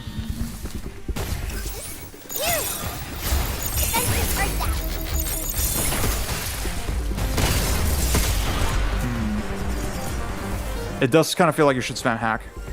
Who makes good game reviews in your opinion? Matthew Matosos? I want to do, for Hot Take Wednesday, I'm going to do a game critic tier list. I'm going to do that soon. Is there media for overheating? Oh, when they get into, like, the big stagger set? Okay, got it. See, Bob's, I had another idea. One thing that really, like, threw me off is that, oh, when I'm aiming, I can't jump. And then I realized, oh, it's because X needs to do the hacking minigame, right? I guess that's an interesting limitation, yeah. Hacking more often gets more valuable after you unlock the other combat nodes. Okay. Every media has a big and casual review marker that looks at the certain media as a product. Yeah. I've had the most fun with spam hacking and weapon swapping when the powerful weapons need to reload. That makes sense.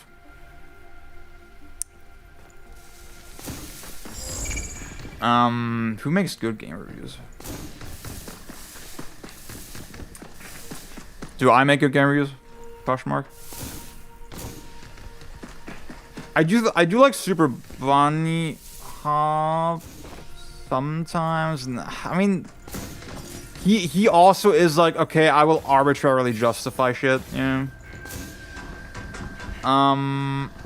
Yeah, you can dash while hacking, yeah.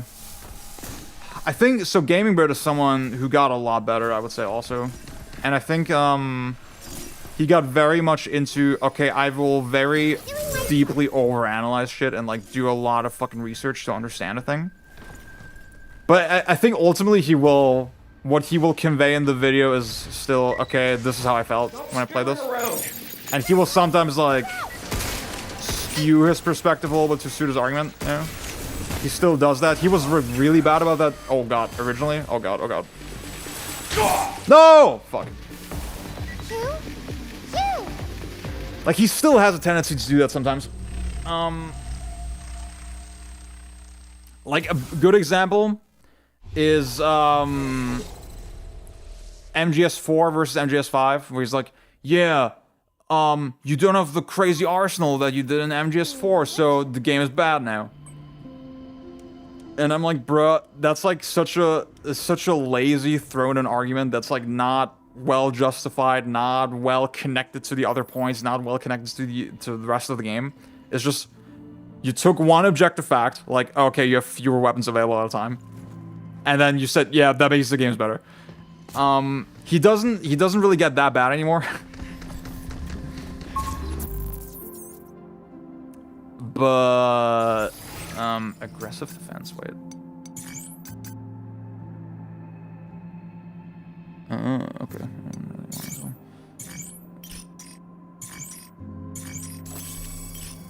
I do like that he does a lot of research now for his videos.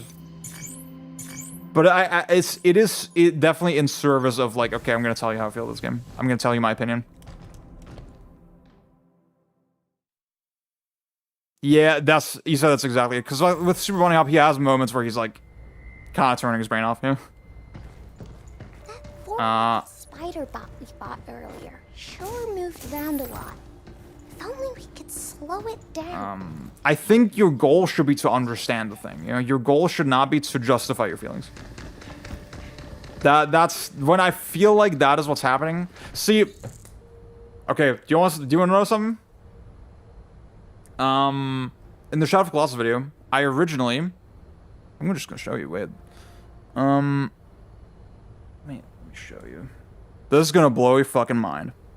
This is gonna blow your fucking mind, guys. Hang on. Okay. Game audio off.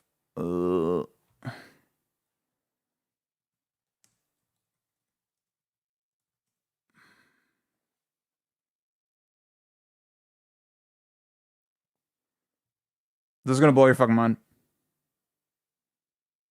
So this part, I originally wrote something completely different.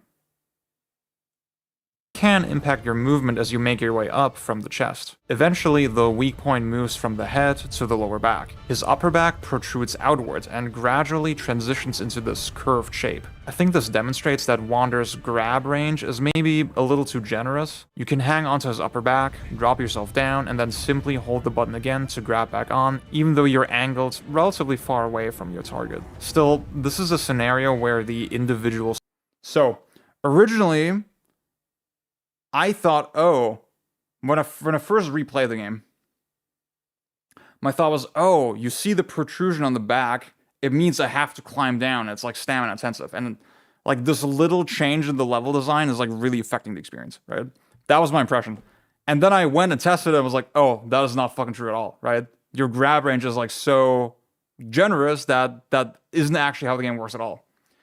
And I feel like I don't want to pat myself on the back for that, like that hard, right?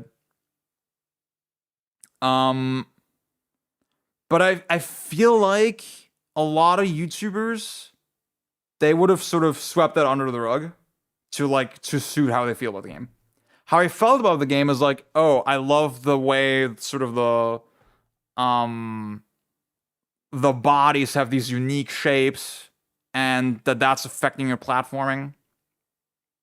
That is what I like about the game. And then I could just cherry pick all the arguments that like emphasize that point, right? But because I want to show you the truth, I want to explain to you how the game actually is. I'm like, well, okay, gotta change my argument, right? Gotta change the script. So there you go.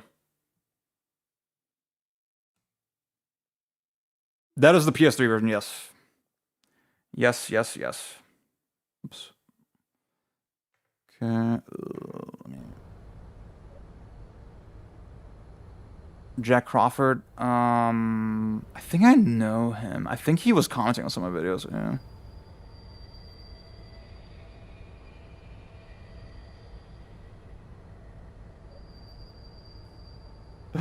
And what's up? Wait, I think I skipped your earlier comment. On the hacking, on the left of the hacking view, it even show. Okay. Interesting. Yeah, he said that's exactly it, right? Obviously, I'm giving the video a very positive framing because the game does suit my taste. And to some extent, like, that is just gonna happen with this type of content. But, I don't know where the fuck I'm going whatsoever, man. Okay. Initiating weather simulation.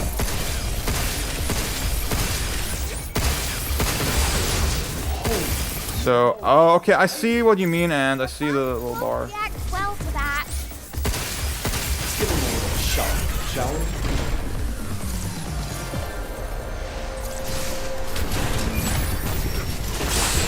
Okay, fuck it. Protocol initiate. Now it's my turn.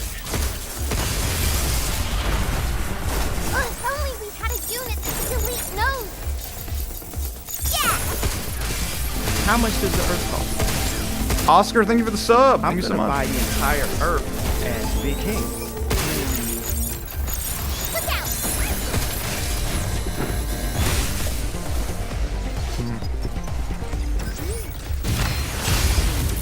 That didn't do anything. Should I use a shotgun?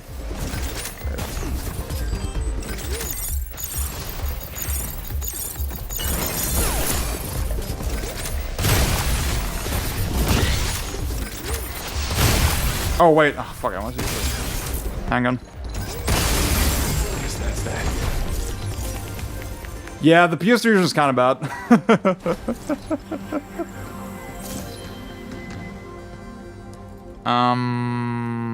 Wait, did I did not increase my shareholder. Yeah, there you go.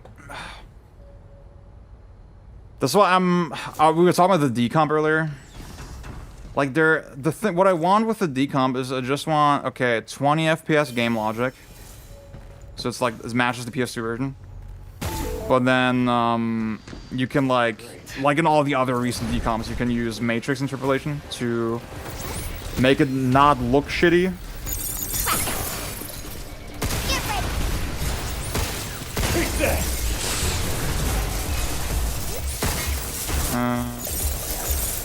What is the hack?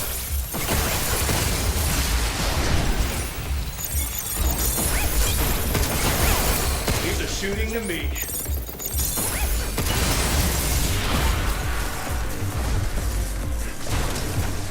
French Pragmata commercial. Mr. Worldwide. Did it. Stasis mine incoming. Be careful. This laser's blowing up. Step off!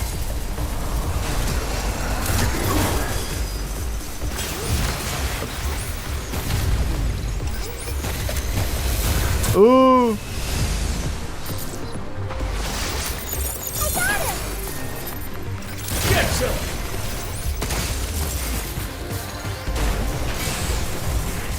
Thank you, Oscar.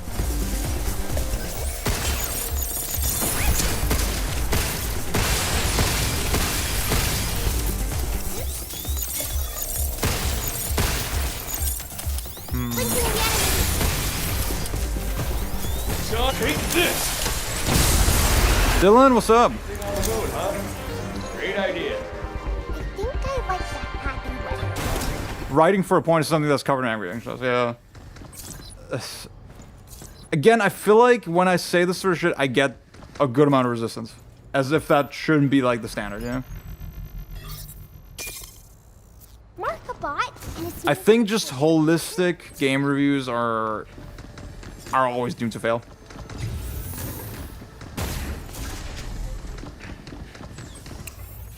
Like quote unquote holistic. For the big inspection by management next week. Yeah, we just need to list the soil sample data from the lightning labs we ran earlier. The study to enrich soil fertility with nitrogen oxide via artificial lightning. Think we have what it takes to knock the CEO's socks off? We've always known the benefits were there, but the current model was just too cost prohibitive. But if we use lightning... I mean, I used to definitely write like, yeah, I'm just gonna write in a way that justifies my feelings, yeah? And I think... That's the last one. All right. I think you're not gonna reach anything like really useful without, yeah, with that perspective. Let's reboot that regulator and go help Ace. Yep. On it.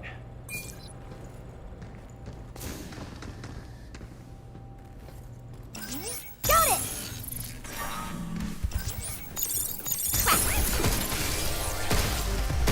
Get ready. And I think, see, I mean, y'all know that I'm very negative on certain styles of gameplay, right? I'm not very negative on sort of disposable combat in games, like in JRPGs, for example.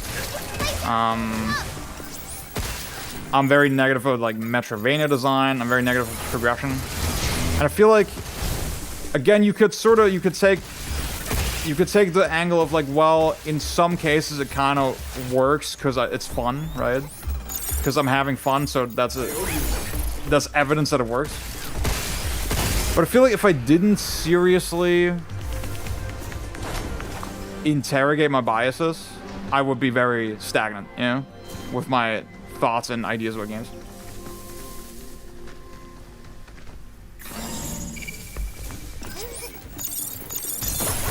Get some!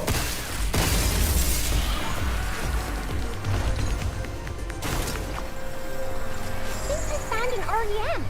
I want more writers to like seriously interrogate the purpose of things, yeah, and not just think about, okay, do I like this?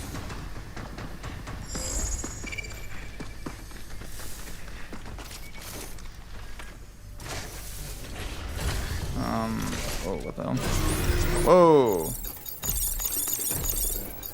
I got him. Income.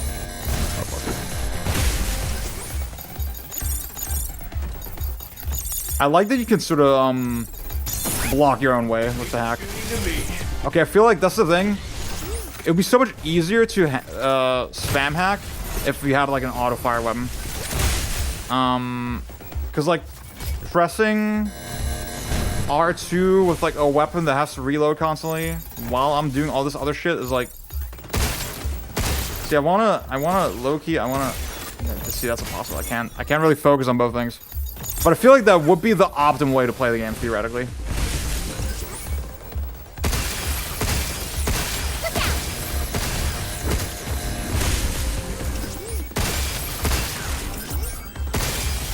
I guess I can fire my gun, and then when it's empty, I do the hack. I guess that's a good way to do it. Okay. Found an REM. Phew, let's check it out. I don't want to collect all this shit, I'm not gonna lie. Alright.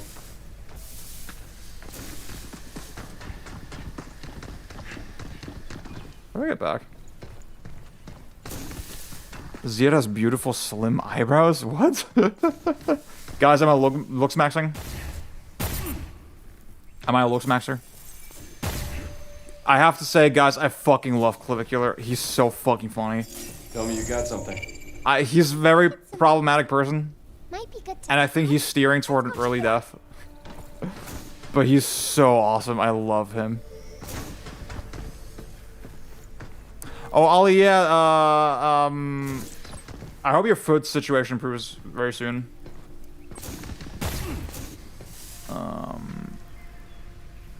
The charging, the piercing. Yeah, see, that one makes a lot of natural sense.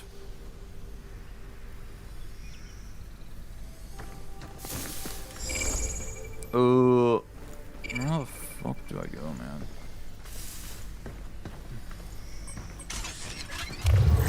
It worked! As it should. Still doesn't help us quite. Word maxing. Bridges! Just need to slot in one more. Now we can reach that door! Can't believe we had to go through all this for one regulator.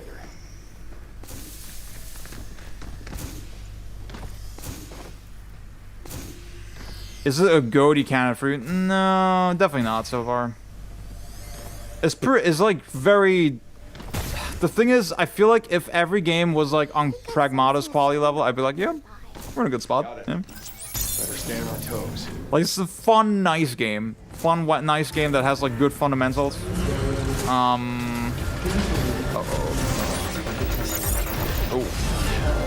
This guy again? Ooh. Don't walk.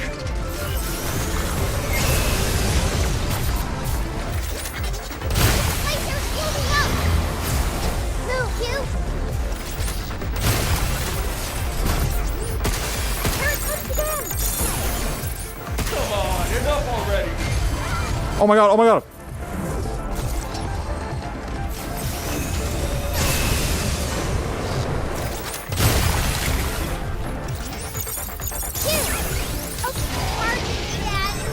Stubborn hunk of junk. Step off.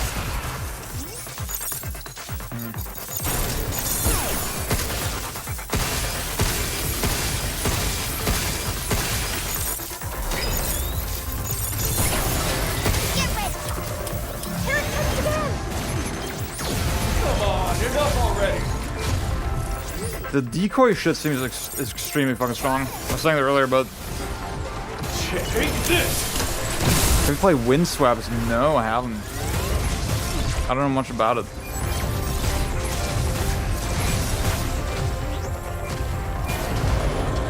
DKC inspired any game. Okay. I'm not a big... I like the Retro Studios DKC games. I don't really like the ones by Rare. Come on, enough already.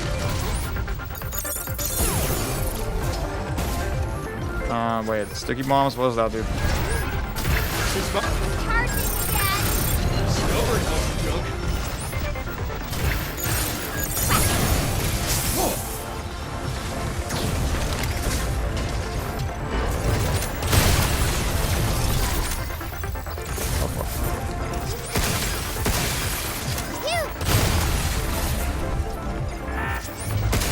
Stay away from the red circle! Try.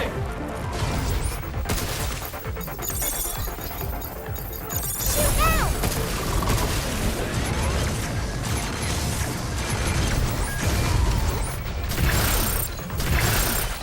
Wait, what? What does this do?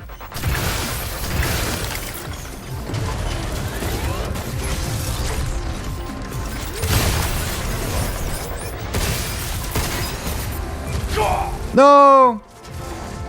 Remove a row in the... Oh. No, I have not tried DKC 2.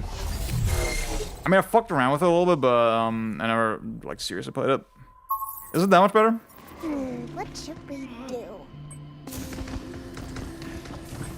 I'm being very stubborn. I haven't upgraded my health at all. I feel like, well, I need to hack max, dude. I think gun max.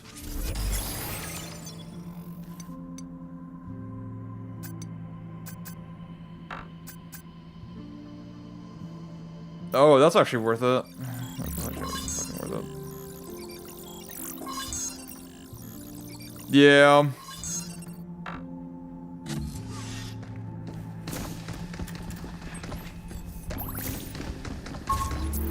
Wolfsden, what up? I like the movement. The movement is like one of the best parts. Yeah. Like the thing is, it's movement that is like functional on a basic level, and that's like an incredibly low bar that many games are not clearing anymore. It's a real upgrade compared to the other bots we've seen. We could try. I was talking about this earlier about just the fact that, okay, when the character pivots, they stay on the same axis. They stay on the same movement path. And it's always like a fixed animation, you know? He's not like interacting with the walls and like having all this context-sensitive shit that just makes the control like much less precise. That's the type of shit I really don't like about modern games. So that sense, Pragmata is really good, yeah.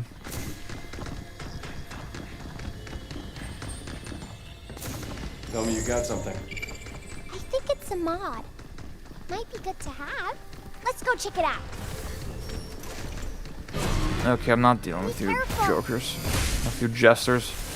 I'm straight up jester maxing.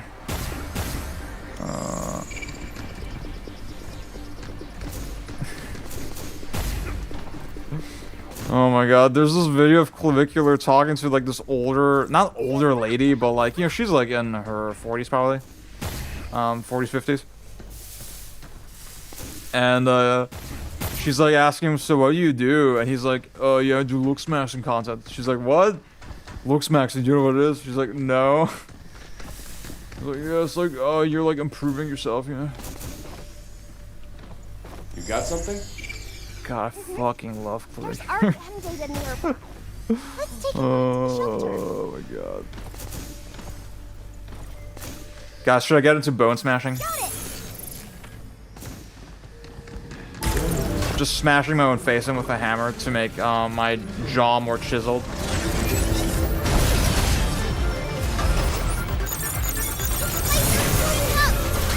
Oh, oh, what the hell?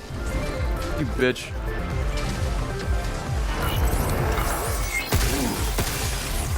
Look out! Stay away from the red circle. Try!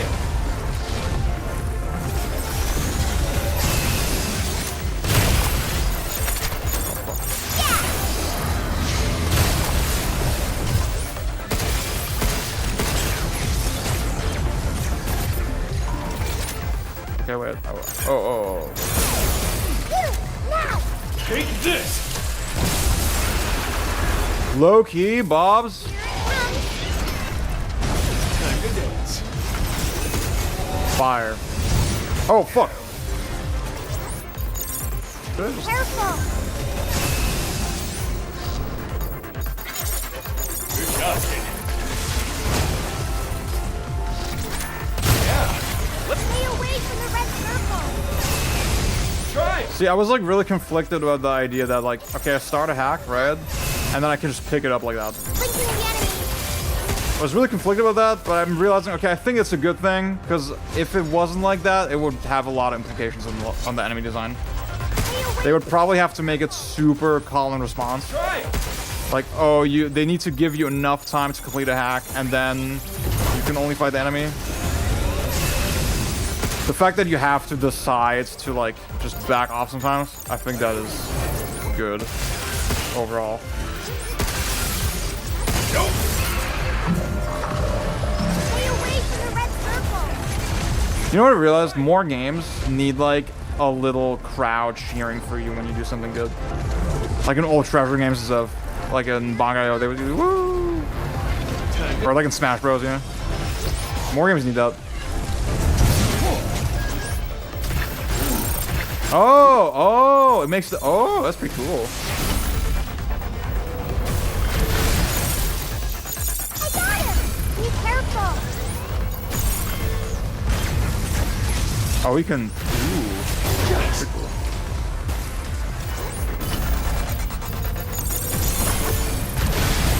Damn. Here it comes again.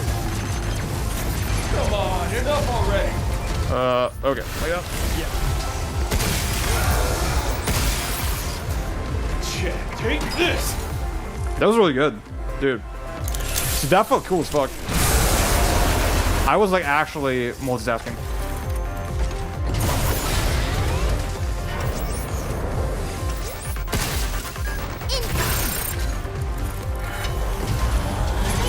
I do wonder, should there be a weapon that makes the hacking easier? Is that a good idea? Good job, kid. Do you have another weapon somewhere? I need to play a Hi-Fi Rush again, dude. That game was sick. It's way too long, though. Okay, wait. Yeah, let's do this.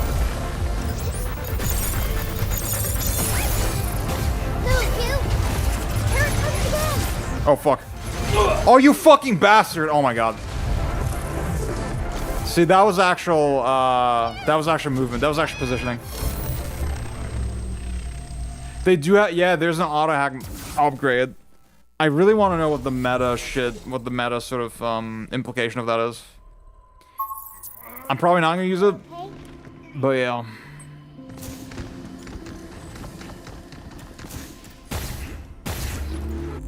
Dude, I'm getting cooked, I'm not gonna lie.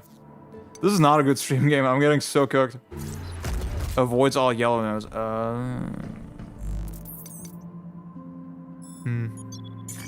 Whatever. With Hi-Fi Rush, I'm waiting for the, god damn it, the fucking LRG release. And that annoys me, right? I don't wanna buy it digitally when I know it could be taken off the store.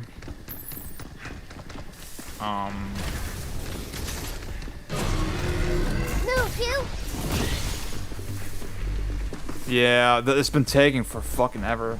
I mean, I played it when it was on Game Pass. I have played it. So I'm not like in a rush to play it, and I'm not in a hi-fi rush to play it again, you know.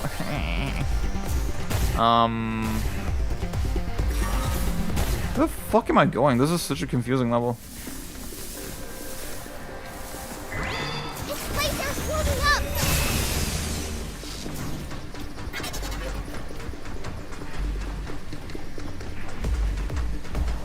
And one of those little blobs. I do love the little blobs as like level design guidance. Like that's so old school. Wait, what? Have I been here? I think I have. Oh. Here it comes! Look out! Yikes. Yikes.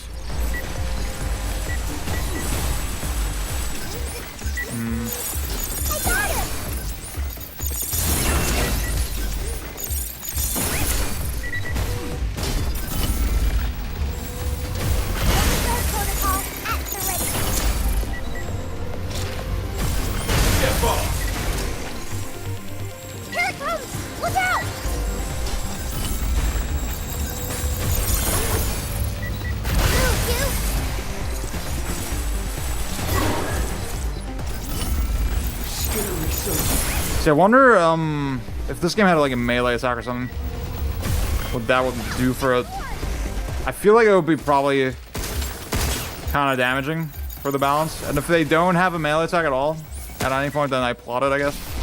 Fuck. Is that it? God damn it, I already have my health.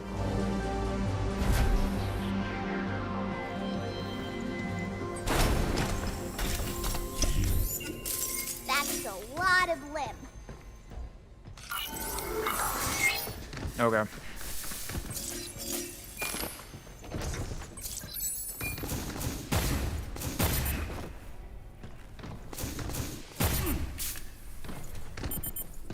Tell me you got something. This laser's warming up!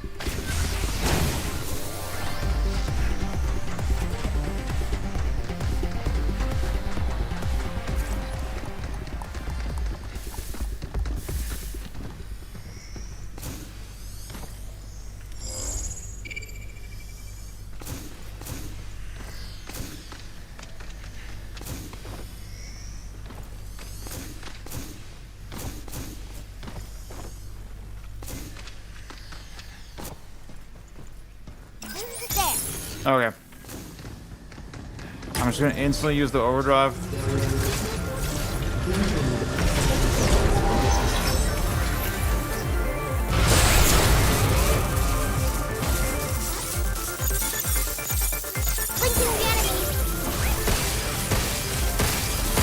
I'm definitely don't feel like I need the HP upgrades.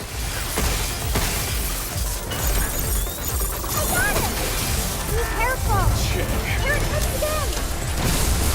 Come on, enough already. Like I haven't done any so far, and like obviously I'm getting a little cooked, but They're swarming up. You're going down.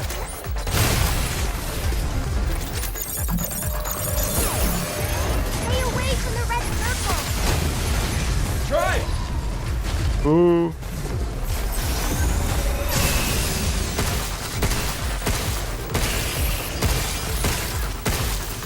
Look out! Yay! Here it comes. Good days. Oh fuck. God damn it. Oh my god! Oh my god. Q, hang in there. I mean, even here, dude, I get cooked in 2 hits. It is kind of crazy. They don't really add a lot of HP. I guess the thing is the way they design it makes sense. Like I think hits need to be impactful. Because like you're spending so much time like in this cramped view doing the hacking minigame.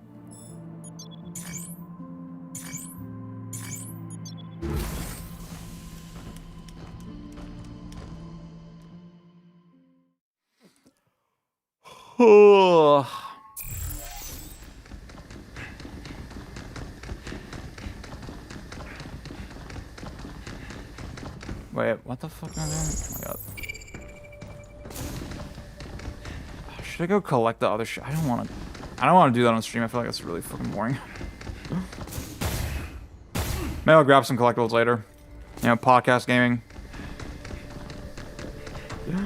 Guys, when you're turning on a podcast to game, it should give you some thought.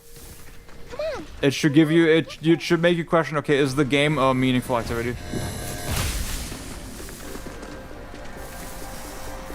Obviously, a better way to look at it maybe it's like, okay, the podcast is the main entertainment, or the music, or the album, or whatever. And the game is like, okay, you just want to do something with your hands, you know? But then we're... see... Brother...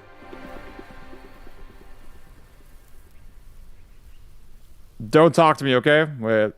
Oh my god, it's not focusing. There you go. You see that?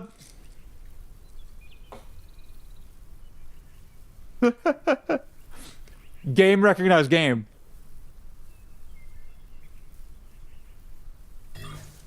I'm just saying we're basically admitting that games are low quality entertainment, yeah? That's all I'm saying.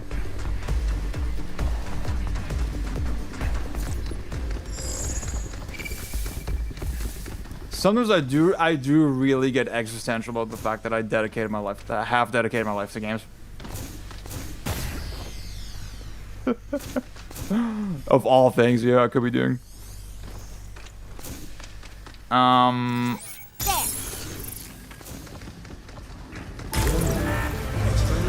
I'm joking, right? I'm being a little shithead.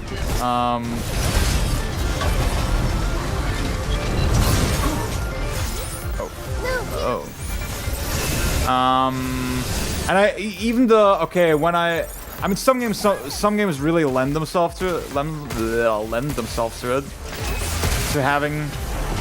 See, I can say it is true. Sometimes you actually focus better if you're not hyper focused on the game. Your performance is better if you have music on or something, or if you have podcast on. That can totally be true.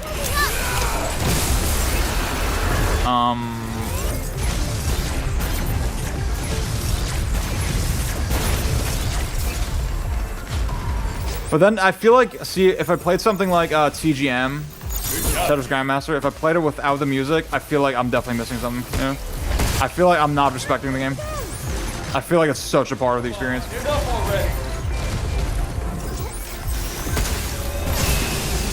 I think my thing with this game is I need to be way less greedy.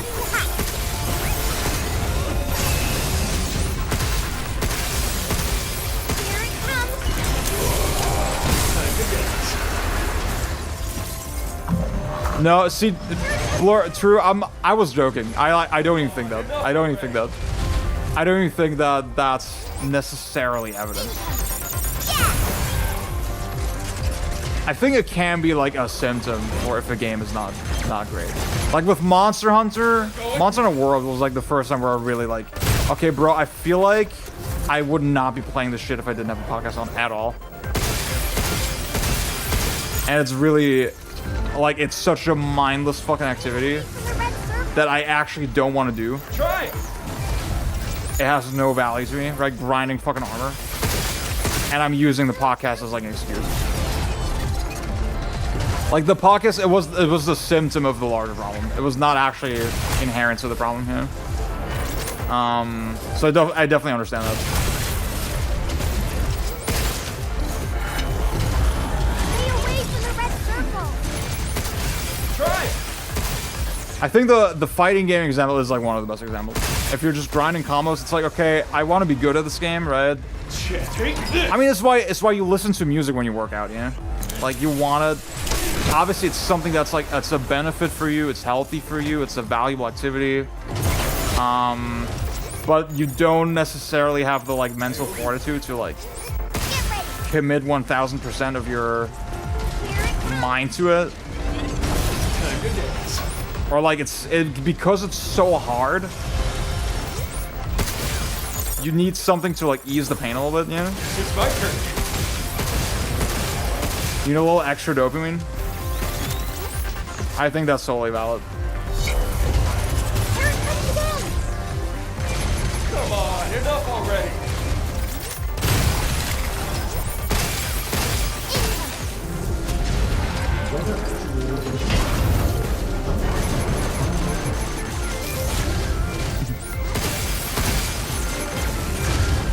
Ooh.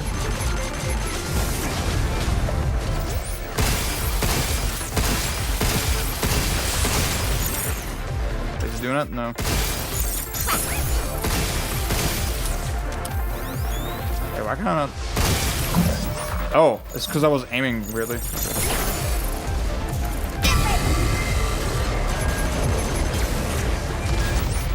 Yeah, let's do this.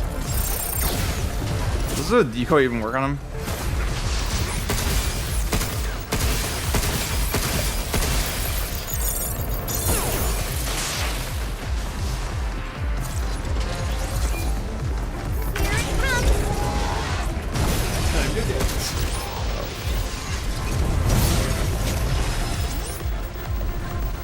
Wait, am I charging? No, I'm not charging. Oh my god.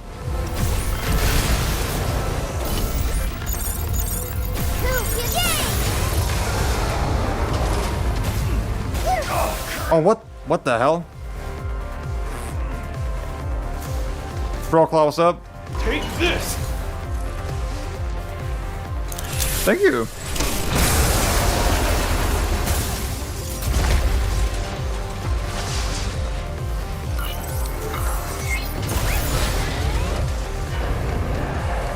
Oh yeah, I mean, see, the real soundtrack for DMC4 is lo-fi hip-hop beats to chill and relax to. That's the real DMC4 soundtrack. Just a little bit more. Oh fuck! Oh my god. Time to kick.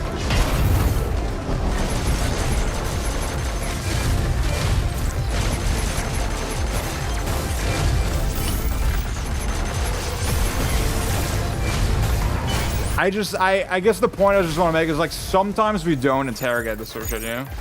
We don't interrogate it enough. Look out. I think Mathwork is like a little too upbeat. A little too upbeat. It needs to be like chill, lo-fi jazz or something, you know? To me, that's the DMC4 vibe. Okay. I was not gaming there, dude. I was like, that was embarrassing. I should not have taken like 8 tries for that.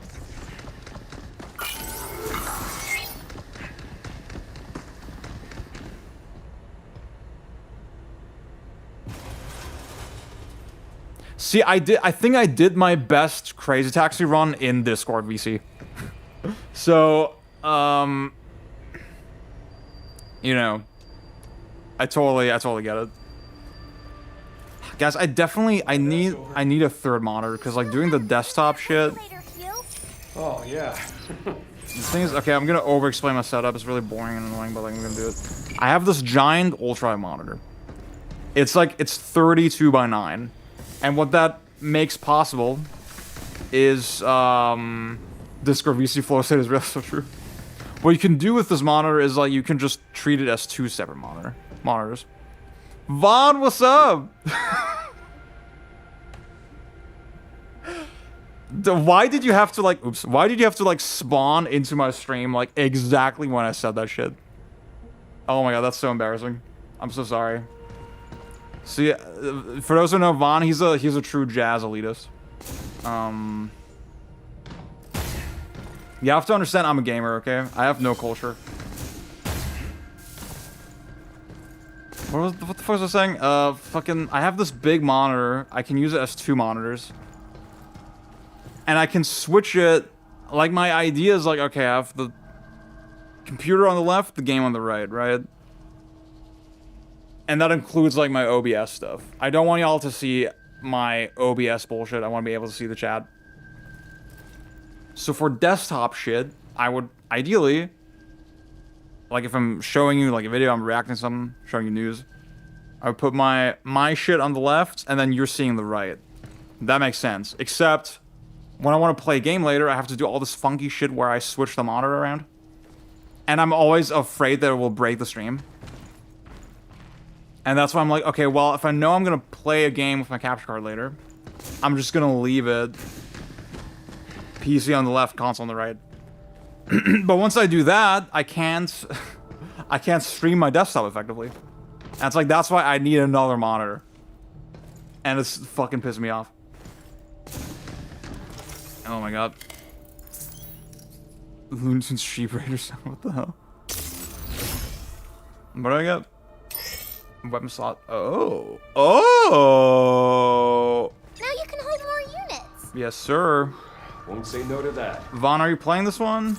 I feel like this is like... I feel like you're kind of like, a Capcom prisoner, you know? You're like, you just can't help it. You just have to. Throughout all the Capcom mid, you still have to follow along. I think the trees by the lift are getting smaller. Almost there. If 8's right, there's still one more left. Wait, where the fuck am I going? Oh, I was supposed to do that. Okay. The other regulator is in the next sector. Got it. Diana, we're out of here. Diana? That's me. You thought of it. I see. Be careful, Diana. Will do.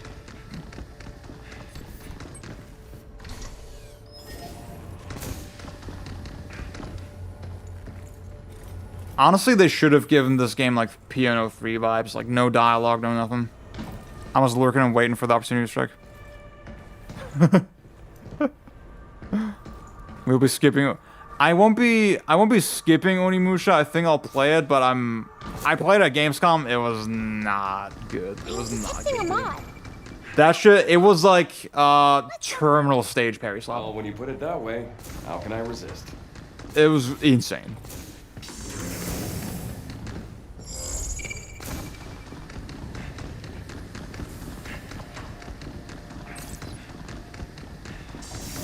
Yeah, I'm very sad. I don't know how they would. I think it, like, the thing about this type of shit is like it can still be enjoyable, you know?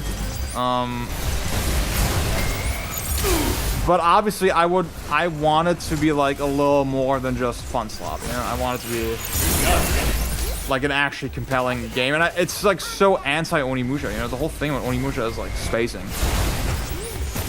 Like those games are so good at that type of shit.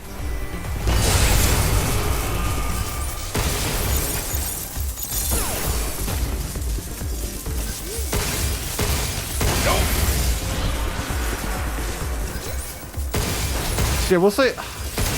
Okay, one thing about this game is a little weird is like the weapon balance, because I feel like the other weapons are really fucking strong, and the ammo is pretty valuable.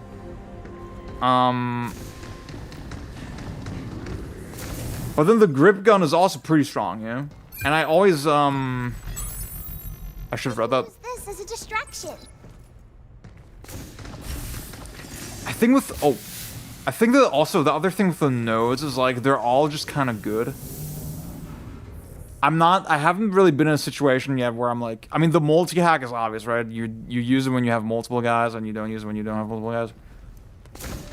I feel like a lot of situations so far, I'm like, well, wouldn't I just aim for most of the nodes all the time? Like, the game is so generous with it that, like... Be careful. Stop skittering around. I feel like maybe I should just... When I have side weapons, I should just use them. I feel like maybe that's the mantra. Just don't hold on to it, don't worry about it. Destiny Spider, what's up? Dude, I mean, it was like... Shit, what was the thing? You could, like... You didn't even have to time it, was the thing. You didn't even have to time the parry. You could just literally, It's a lot of lip. One of them's locked, huh? It was like, sort of like an OS. Good stuff in there. Where... If you're up for the challenge. You hold block... Ooh. You hold block, and you press another button, and if you don't time it correctly, So fun to collect. it's fine because you're still blocking.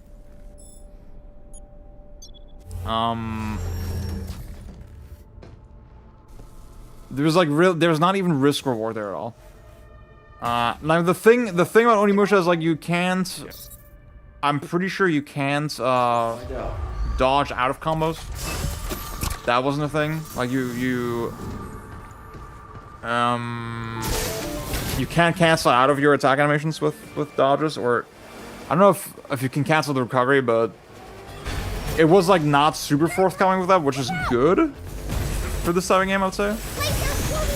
Oh fuck! Wait! Oh fuck! What the hell? What does this laser do? Wait! I didn't get damage. Okay, wait. Do that. Woo. Okay. And then we'll do this one. Oh wait, sticky bombs. I want this one.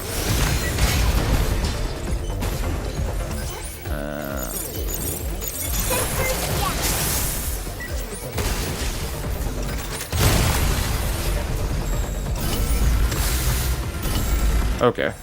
It does just damage me. Here it comes! Look out! Wait. I want to use the shotgun, but it's okay. Stop skittering around. I like that the jump also uses stamina. Oh fuck.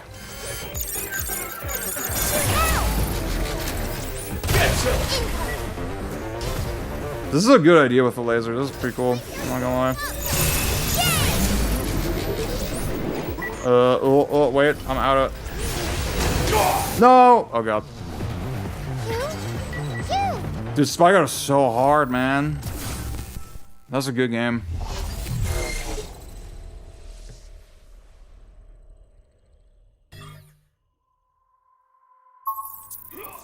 Want to check your gear? Yeah, that's I focus on the main weapon because I recognize, oh, this just makes the most sense. Yeah.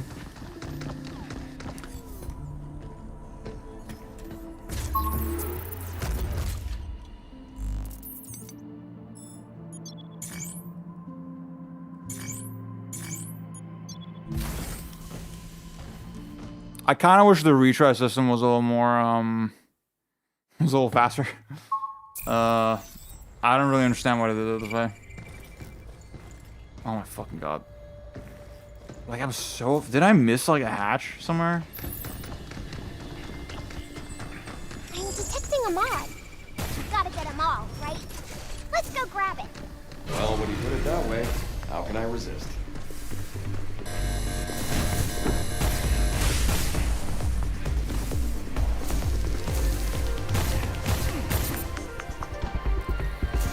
Laser's moving up. It's almost midnight over here. We've been going for a little bit. We've been going for a while.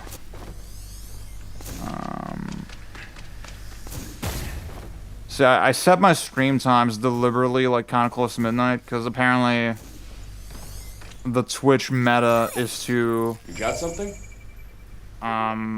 There's REM data near. like effectively stream 2 days in a row this way.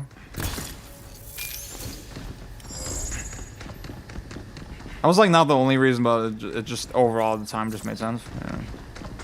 So I'm gonna stream a little bit into midnight, but I'm not sure how much longer we're going. Cradle, right? Yeah. Believe it or not, I'm a systems engineer. Still kind of learning the ropes, so I'm mostly just here to provide backup.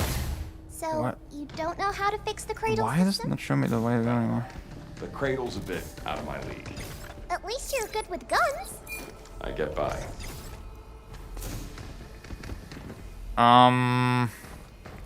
Yeah, Ninja Gaiden 4, I didn't really want to cover it because Microsoft published it.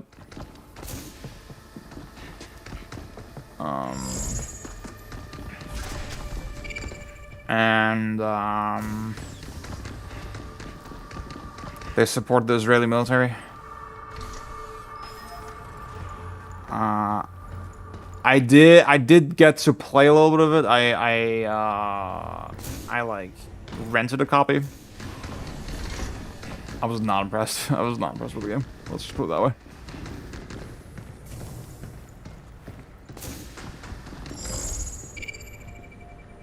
What the hell?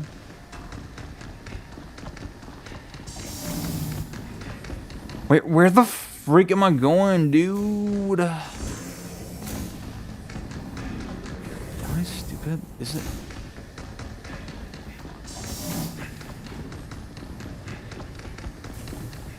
Oh my god, bro. This is absolutely not a good streaming game because like I just keep getting lost and like distracted. This game is already so multitasking heavy. Okay, guys, where do I go? I'm detecting a mod. Gotta get them all, right? Let's go grab it. Well, when you put it that way, how can I resist? Is this where I mean, this is where I just died, right? Get ready.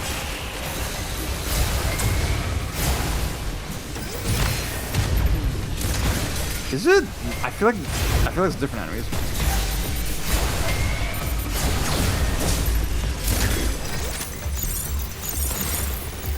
Good job, gang.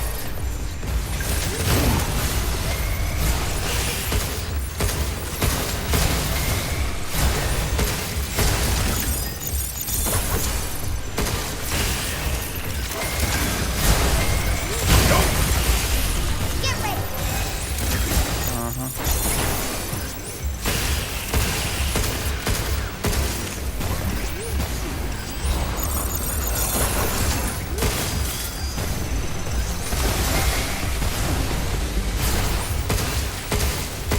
Oh wait.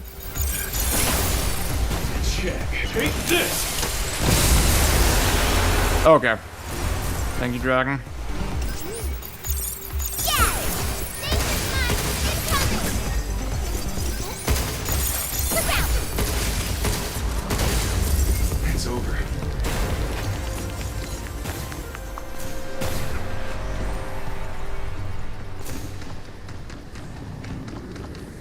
This will turn the bots against each other.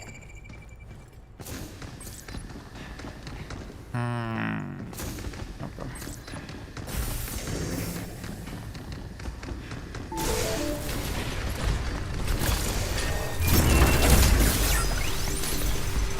Leave it to me.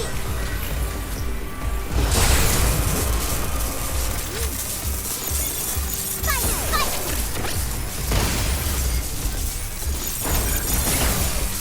Take this.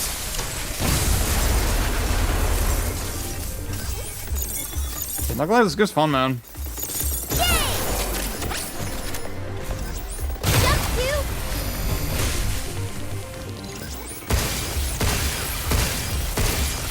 Look out.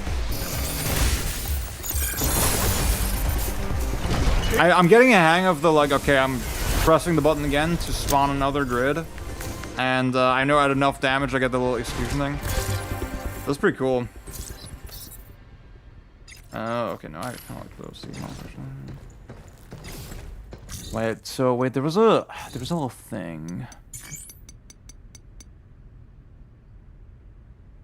think I like that actually.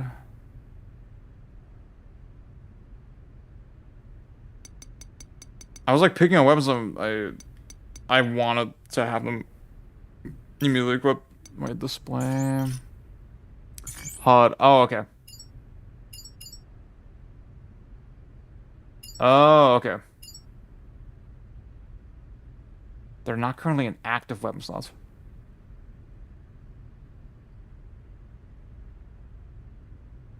Dude, I need to like, I haven't felt the adaptive trigger so far. It's very weird. I had them enabled, but like, I don't feel it at all. I think the highest that I did in NG2 was Warrior. I played a good bit into Mentor. And it's definitely a whole different ball game.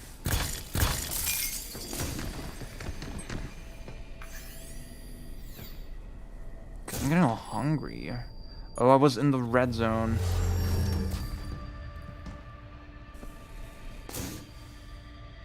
What the hell?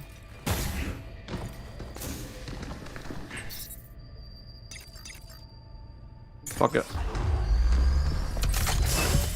Wait. Oh. Alright. Oh, fuck off. Here it comes! Look out! Its laser is moving up! Okay, I think I want the saw blade guy first. Oh, fuck off.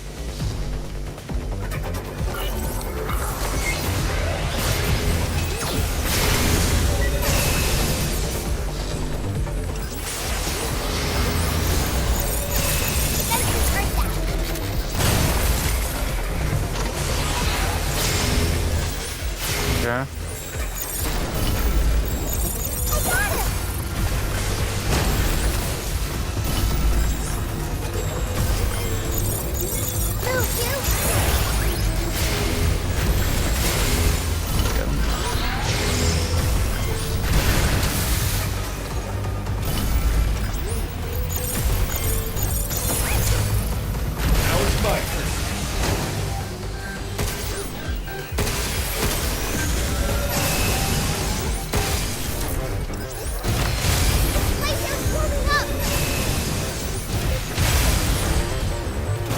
Take this!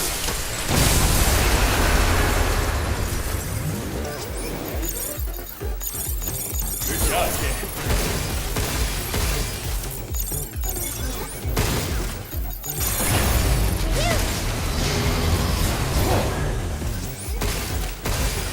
Oh wait, I got it.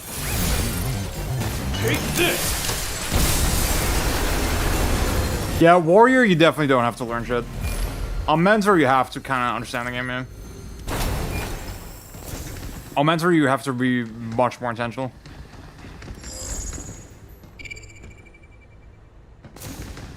Okay. This place has got some useful stuff. Huh. Good job, Hugh.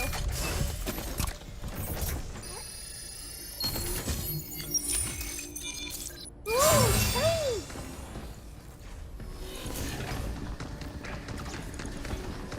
Intruders detected. Please remove them from the premises. It's got... Actually, wait, no. Okay, wait, I think I do want. I thought it was like only high energy capacitator. hiding the weapons when you... It means its attacks might be bigger. Well, why did you say that? when you don't have another weapon equipped. Or if only we had a unit that could delete nodes. Oh, fuck, wait. Sensors, yeah.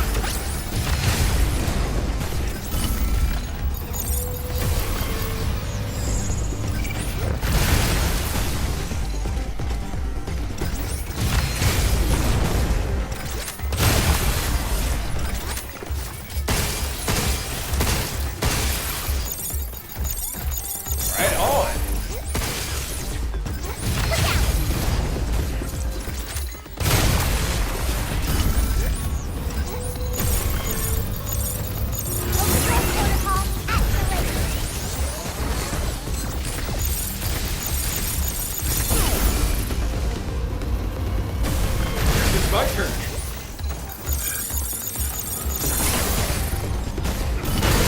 Oh. Did it! Okay. It's just this guy? Okay. This again? So much for machine. Here they come again! Lasers moving up! Okay, wait, me.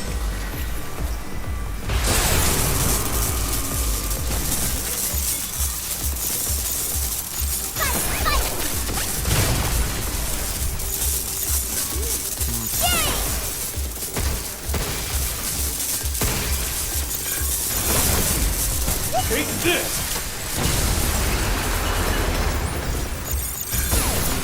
Take this! Okay, dude, I'm getting it. I'm fucking getting it. Heck yeah, man. Take this! Damn.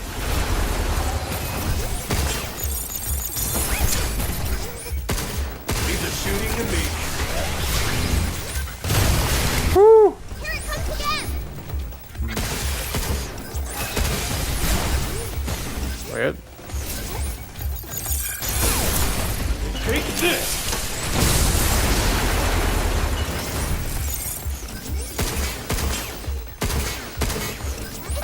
No, I gotta. Take this!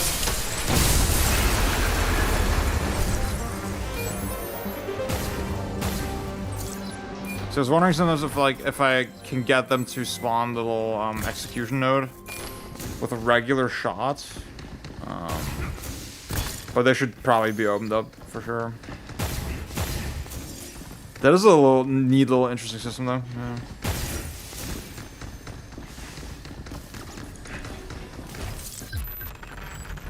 Huh. Oh no! There's a broken cabin here. Maybe that's their training simulation. Data. Ah, almost forgot about the limb regulator. Then we take the lift to go see 8, right? Yeah. Yeah.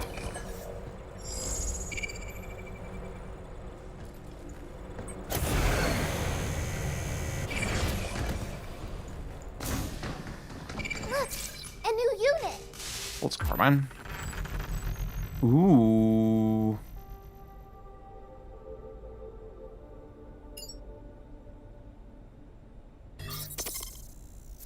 Oh, hell yeah, dude. Oh, fuck.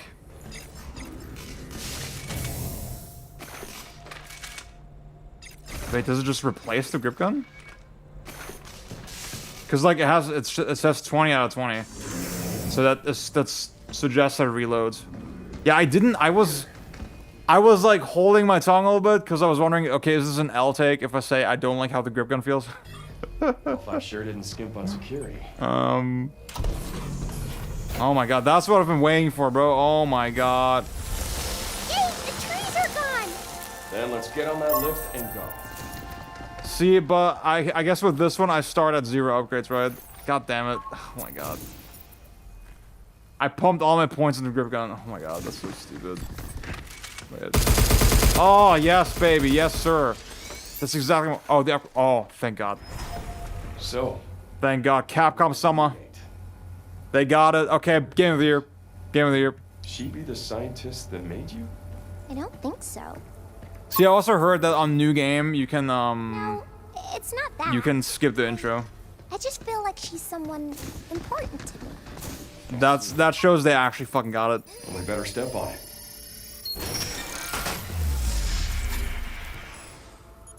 Oops, wait. That's fire. That's so fire, dude. Okay, man. I guess let's finish this level. And then I'll call it a day. Clear. No box in sight.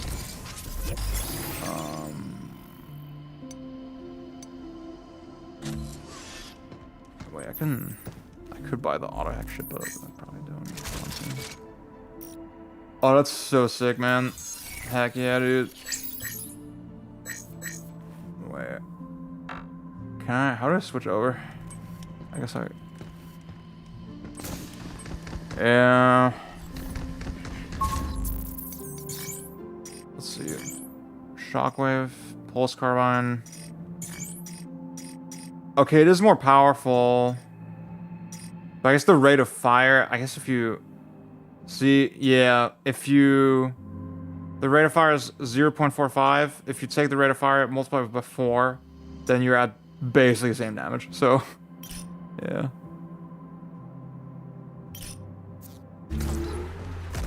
Makes sense. You know, I'll just. And really, there's no reason to use the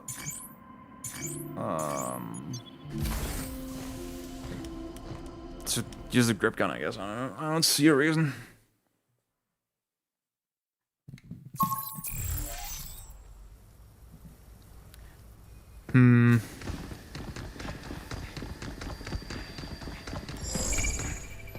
Yeah. Okay.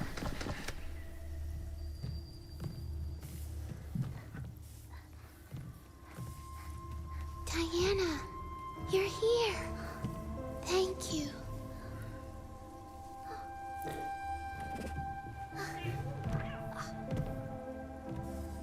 So you're 8. What on earth happened here? While I was preparing to depart for Earth, the moonquake struck, damaging Edis. The bots, these trees, everything went out of control. You can see how well I fared. Moonquake. I lost my team when it hit. If we can access the mainframe, we could force Edis offline with this stop code. As Pragmata, we're equipped with the ability to overwrite a system's programming. That same power lies within you, Diana. There's nothing like that in my memory. I see. How unfortunate. Well, let's see what we can do about that tree.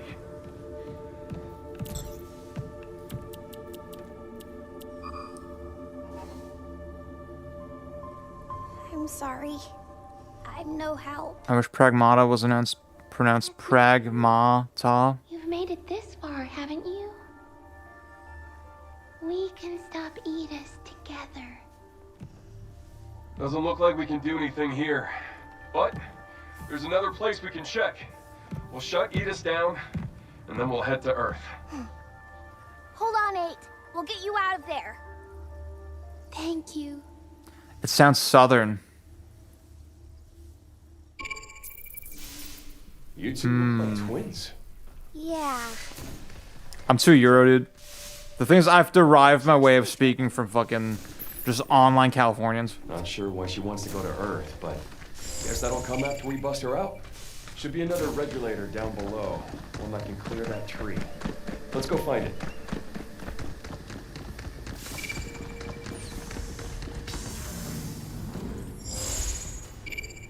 Okay.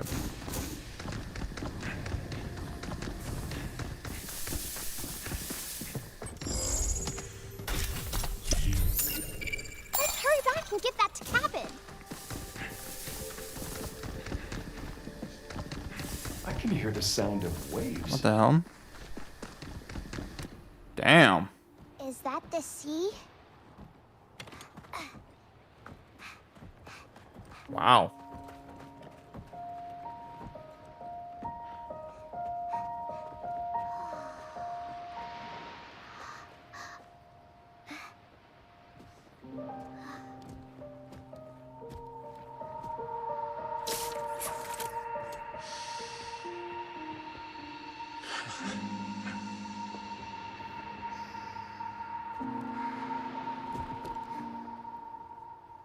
You've been to the sea before? On Earth? Of course I have. Got a house with a view and everything. A house. We'd head down to the water anytime we felt like taking a break from it all. Ocean breeze does a number on the pain, but still. The breeze in the paint? make sense when you see it. You know, back on Earth. Ugh.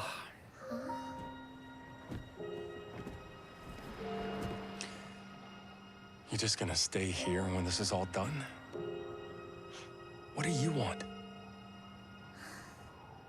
I want to go to Earth with you.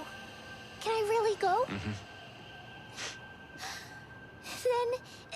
Then I can go see your house and the ocean and real trees. You bet.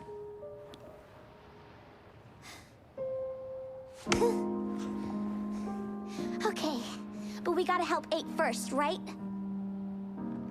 It's wholesome. I can't say anything as it. Earth together. Yeah. It's definitely cheesy Chungus vibe, but that's okay. Hugh's face, some people's face looks so dumb.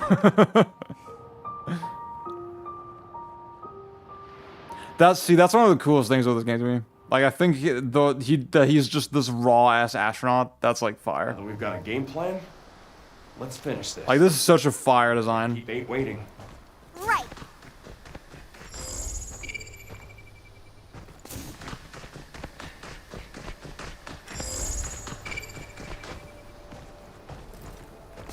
How much does the Earth cost? V, thank you for the I'm sub. gonna buy the entire Earth and be king. That's another shareholder. Thank you so much. What the hell? Oh, I think this is the way forward, probably. Actually, I don't. No, probably not actually. Dark as hell in here.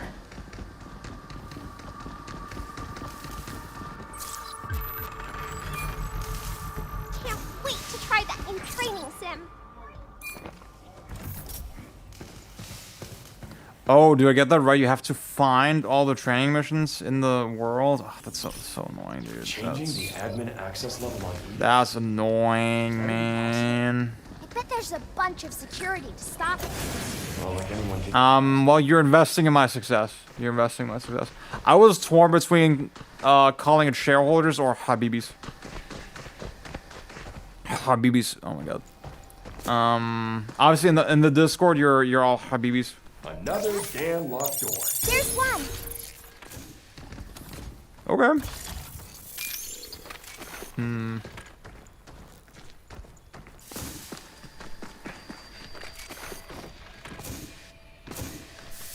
Some of its shareholders was just so funny to me. I just had to do it.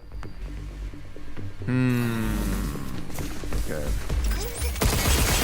Okay, wait, that's not gonna work even when they're. Be careful.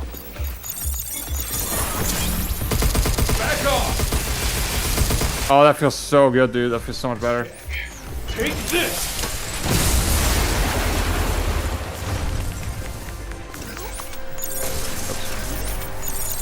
Ah, fuck, such an idiot, dude. What? That's 2. 2 more to go, right? Maybe we should hire our own bot to do this for us. When you find a blue key card in a modern video game, a blue key card. I think it matches the door I found earlier. Okay, just need to remember what it is. You can do this. Blinking the enemy. Wait. Take this!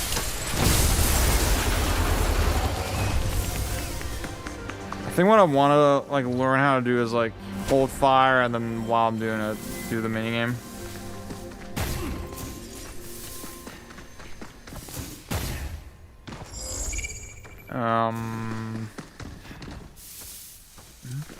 What the fuck? Where do I go?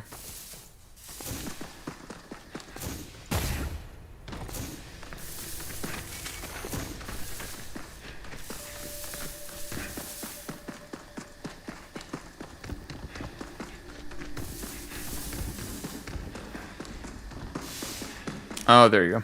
Wait, is this the one? I think so. Miles McKenzie. Oh my god.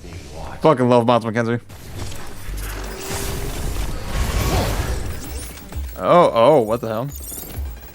Why did the perfect dodge trigger the...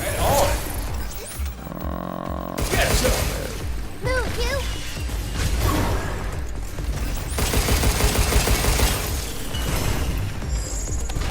Where's his weak point? What? I'm on it.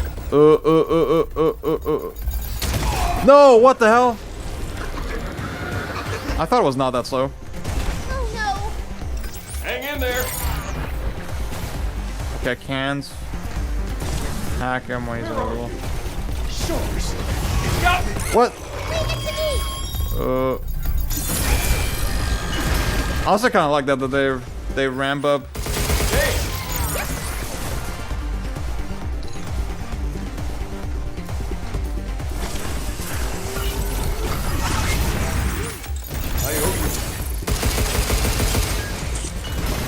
Wait, what's happening? Oh god.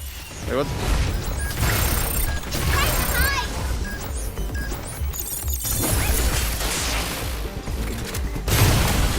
Okay.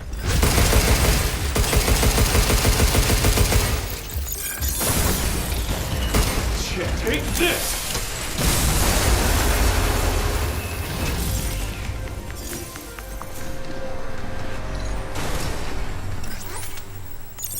And there's 3. One more to go. You know, I'd love to talk to the brain. Is every robot on the station trying to kill us?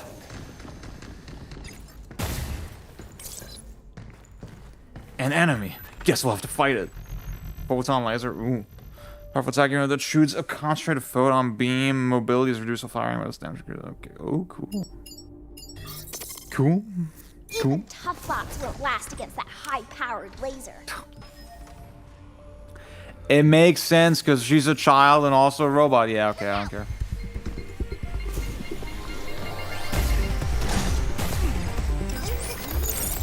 Right on. Wait, I want. Okay, this. Sometimes the way they select the targets for the hack is a little weird.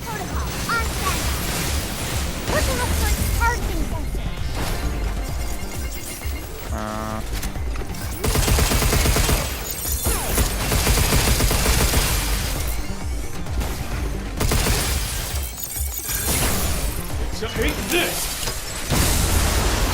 Okay, this goes fun, man. I'm really starting to get into it.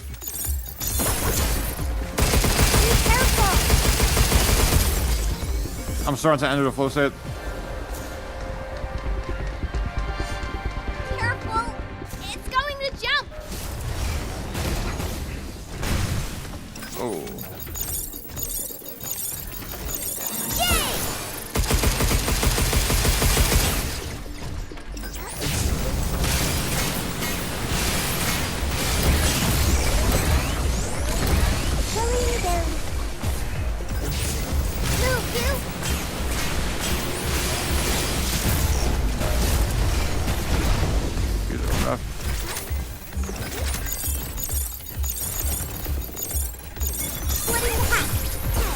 Back off. Get back! Yes.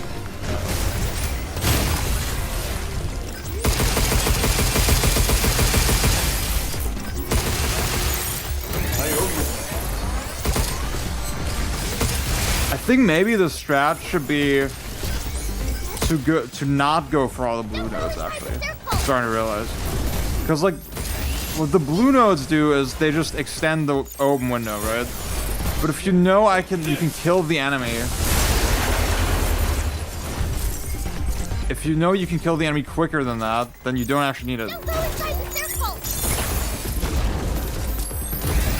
It's my turn.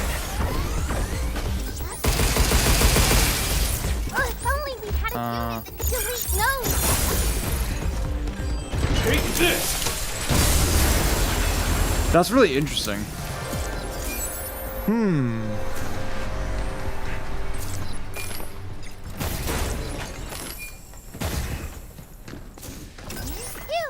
There's a trick, all of them! Let's keep up the pace. I also just think having more offensive weapons, like I think that's one of the main reasons I'm feeling more now.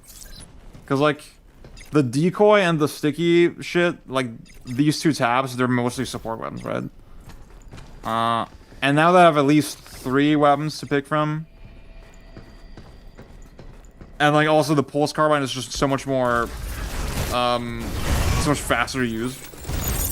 I got it!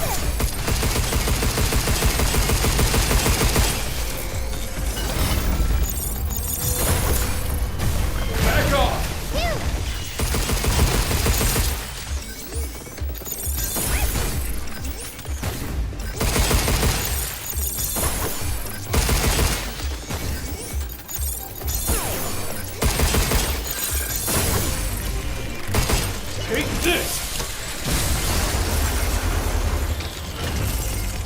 that changes the blue notes to make the hack do more damage after.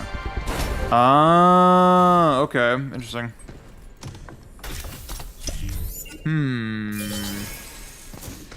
I kind of like the risk reward of like, okay, I'm gonna burst you down, you know? I'm gonna do a really quick hack, and then just burst the shit out of you with weapons.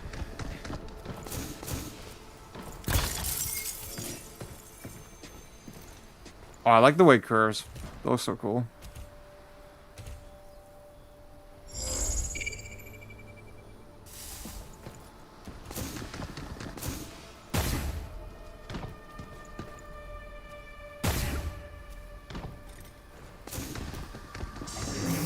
Okay, let's see. I'm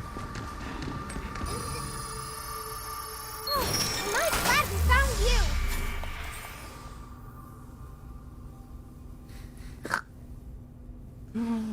Oh my fuck, kill yourself. In Minecraft. Oh my guess you're only Hube.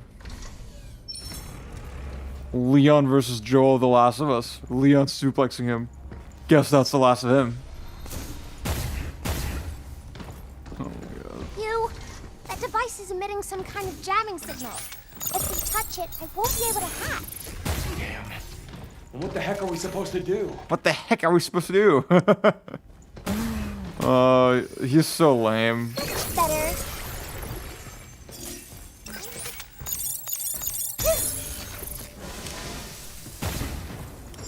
Looks like that door's blocked.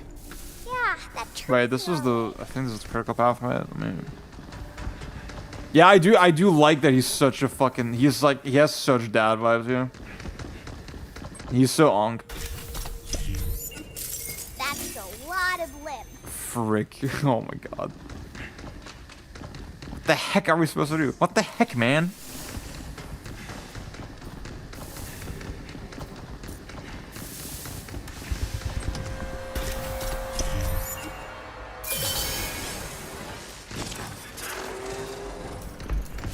Oh, you motherfucker.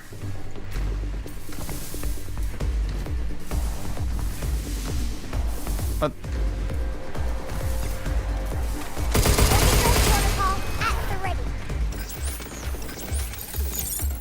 Right on. Get ready. You're going down.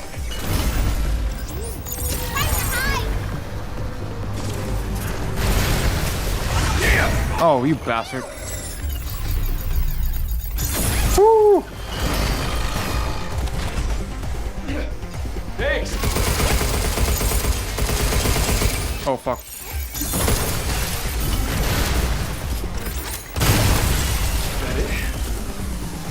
No fudging way. No flippin' way, man.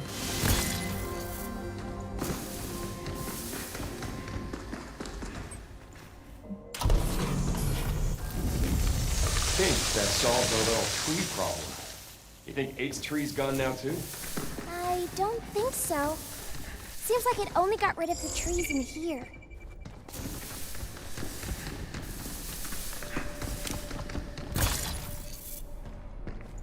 Where'd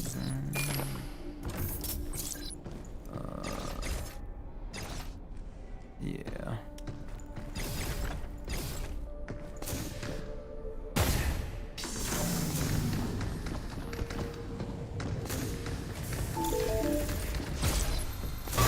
I think the thing that was like kind of ticking me off before was I felt like I was waiting for weapons to reload a lot, you know? And like now that I have a little more of an arsenal, it's much more enjoyable.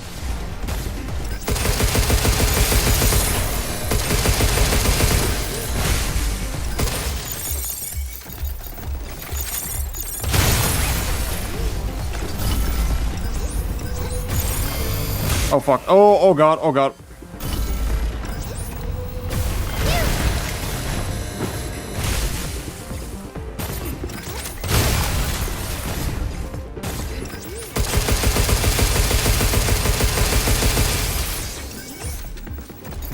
Good job, kid.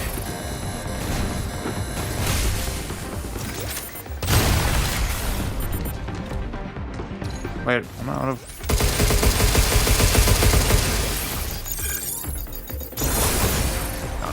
Check. Take this! Got more company. Do God of War mode? Wait, what do you mean? What was I talking about earlier? Oh, you mean, oh, this shit. I get it.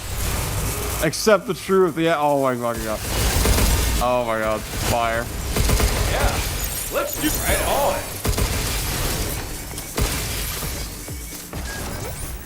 The accept the truth shit and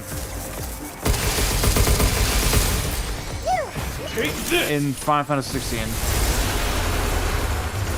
I saw so many people like hype the shit out of that, and I'm like, bro, if you think about it on a narrative level, right? What you're revealing is like, well, Clive had no fucking agency in what he did, right? He feels guilty about it, but really he had no agency. And it's sort of an example of the story like opening up all these like theoretically like interesting questions, but then saying, well, the characters like they had no autonomy, they had no agency in what they did, they didn't have a choice, or they were not in control of themselves, blah, blah, blah. It's like, okay, what's supposed to be the big lesson here? Yeah. Joseph, what's up? I like to see him, yeah. I'm liking it more and more the more I play.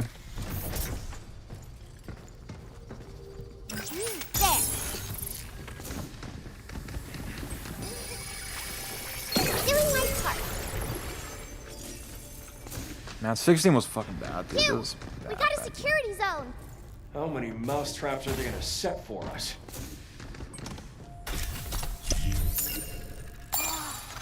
Its cabin will like that.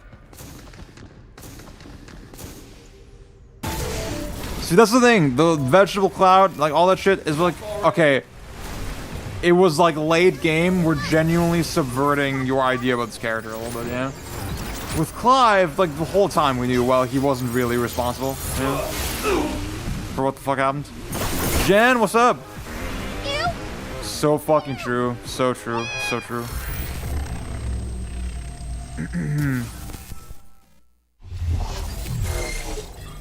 Like, I think the story, it wants to be so, like, deep and interesting. It's time.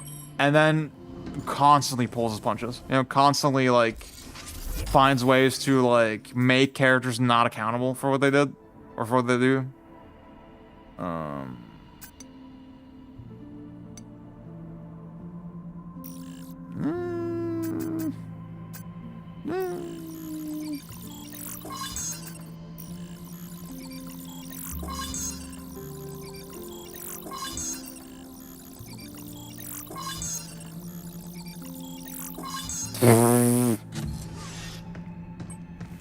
No, my honor. My gamer honor. Okay, you know what? I'm gonna get health upgrade. Fuck it. There you go.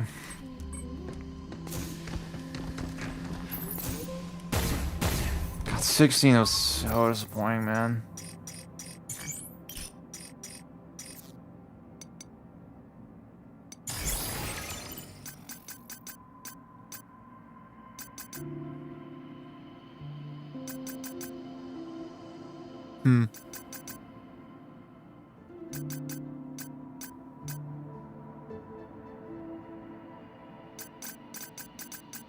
That's actually pretty big. That's actually pretty fucking big. Oh, hell yeah. The switch port is, like, not bad. It's pretty good. I mean, the thing is... The thing about the switch port is, like, it's never 60. You know, it's never actually a stable 60. And I'm just, like, not okay with that. To me, it's like when I see the image, like, stuttering or be inconsistent, I'm just like, bruh. I need it to be at a locked frame rate. You can... Wait, what? You can upgrade the number of healing items? That's crazy. And that's what I got. I was really tempted to get on Switch, but I went with PS5. Because, I mean, I have a PS5 Pro as well. I'm like, bruh. I want the 4K fucking goodness. Monster bot? You know, the one with that disc head. Its lance's energy output is high. Do not get hit. Duly noted. Next time, I'll show you some real dodging.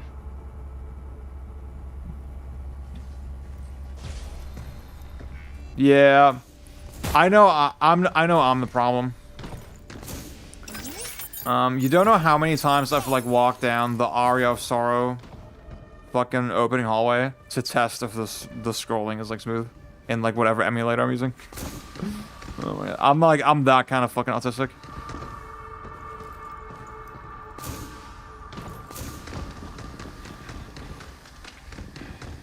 Dude, I will say, bruh, playing games with your girlfriend is such a buff. Like, it's like you can just have a little podcast over it, you know?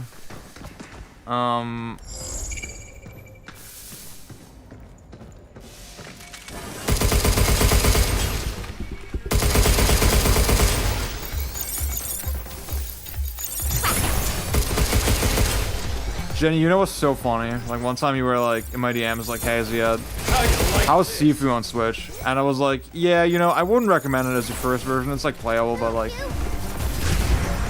you know, maybe consider an alternative. And she was like, okay, but, like, what if I really wanted?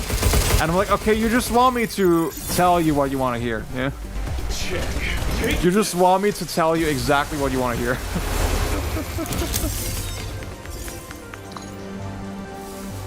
Why are you even asking me at that point?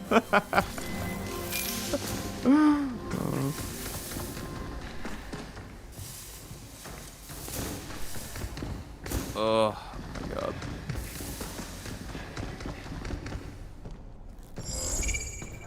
Wait, where the fuck? Wait, didn't I? Dude, but now that Sifu's on Switch 2, it was like sort of a goodbye. Think about it. You are locked to 30 FPS, but like when it was stable, it was not bad actually. Oh fuck. No, oh my God. Okay, got it. I got it.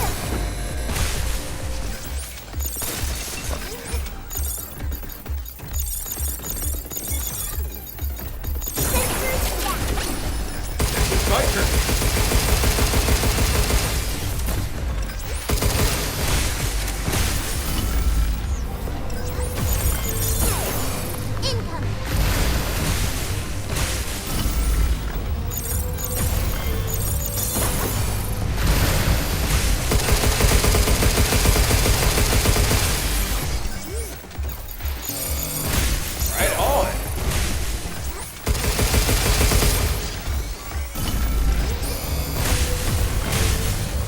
Jenny, how are you liking the Strive update, by the way? I only did one session with it, but I was like, this is pretty cool. This is a fun game. I had not, like, genuinely not really played it since launch.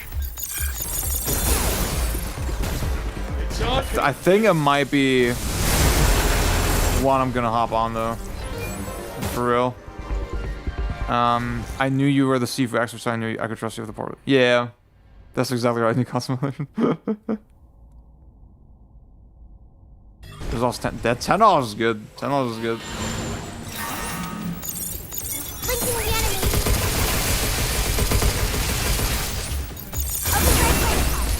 Take this! The one thing that I'm like sort of pressed about is like I'm missing the last 4 seasons of DLC. I got season 1, that's it. And there's a bunch of characters I would want to try, like, you know, Johnny, Jam, Slayer, Lucy. Like, I never got any of the fucking funky characters. Check. Take this! The thing is, dude, it's like just an embarrassment of riches of fighting games. You know, there's so many I could play. And I have such insane choice paralysis. Like I've been bouncing between Third Strike, Melee, I think with VF, I have to accept that, like, okay, my region is just way too hard to play. Like, I just never find games in it. And it's already a hard game, you know, so... yeah. I think with VF, I'm just gonna wait for VF6.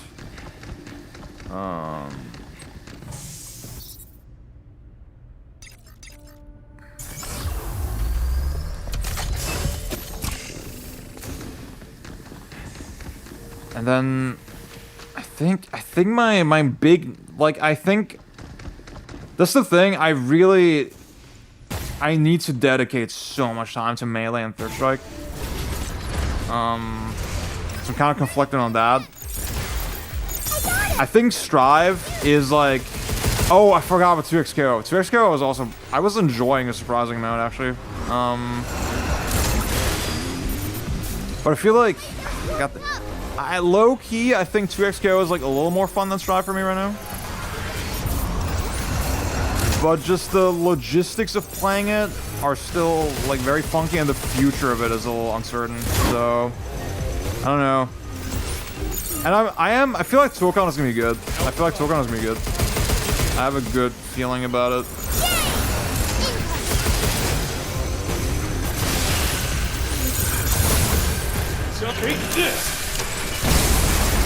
Yeah. And the console port was like so fucking bad for so long. And the PC version I could barely play. Like I had the... Drew, I think you remember when I was doing the whole fucking install for my little security chip, whatever, so I would not have to deal with like Vanguard bullshit. Or like, well, so that Vanguard would actually work on my PC. Like I had it fixed for a little bit, and it was working. And then like a week later, I boot up my PC and like it didn't work again. And I don't know what the fuck is happening. Check this. And I was reliant on the console version, and the console version is much better now, but it's still a little funky. Especially the lobby is so bad. It's so laggy and like annoying to interact with. And I'm like, that's like kind of enough of a reason that I kind of don't like playing it. Take this. Melee is also frustrating a little bit because, like, I mean, the rank mode is dead. Nobody plays that shit. And I think it is because it's paid. I think I need to cancel my paid subscription because, like, it was not worth it. Like, people just don't play it enough. And I don't... Oh my god, the fact that on Slippy you can't rematch in ranked. Slippy ranked you can't rematch. That's so bad.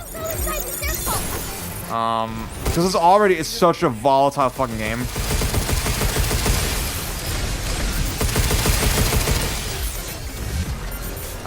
One match is just not enough, man.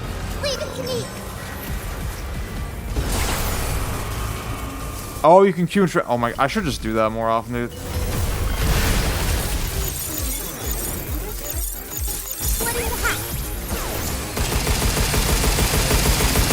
Dude, the pulse carbine is low-key fucking insanely good.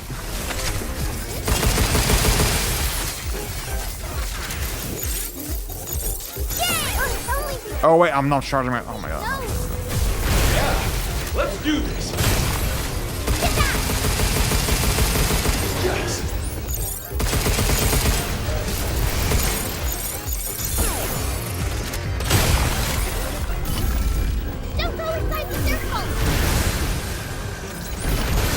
Okay, it's a little weird that the other enemy just did not interact with me at all. Huh. That's weird.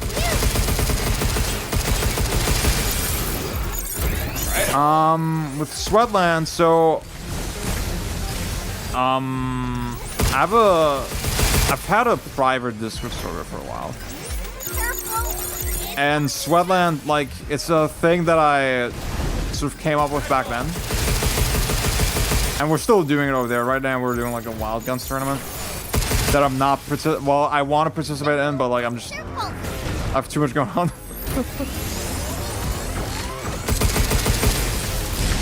Okay, you gotta be close. But the basic idea is like, okay, we'll select a game to play. For like a specific period, it could be a high score kind of game, it could be a competitive game. A PvP game, I should say. Oh wait, oh fuck, I'm stupid.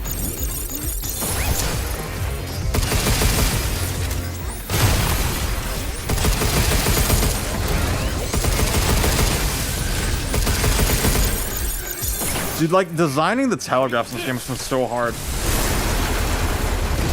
God. My turn.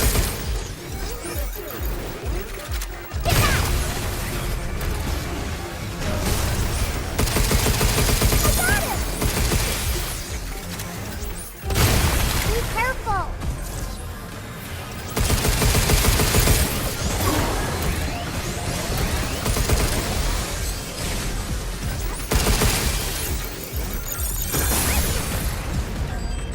Take this. So we'll select a game for like a given period. Say, okay, submit a score for this game within this time frame. Their designs. Or we'll do a tournament. And I think with tournaments, I've realized, okay, the best way to do it is just single day. That's one thing we've kind of learned These are shooting for continuous damage. over time. But that's basically it, yeah. And I guess I could, like, maybe let y'all vote on how exactly, or what we're gonna play, what exactly we're gonna do. Yeah. You never need to touch the strive. Yeah, that's, see, the thing that I thought was strange was that the tower still exists, right? The tower is separate from the rank mode in Strive. Is that correct? That's what it seemed like. So that's a little weird. But I mean, when I played it like day one of 2.0 coming out, and the queues were like pretty long. I'm definitely gonna hop back on soon to see if it's improved. But overall, I was playing Saul. I was still enjoying Saul.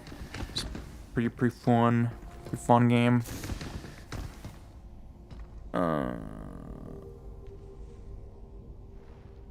That's so funny. But do most people just play ranked? I assume, I guess. I guess it's good that they didn't remove the tower, yeah, for people like that. Where did I go?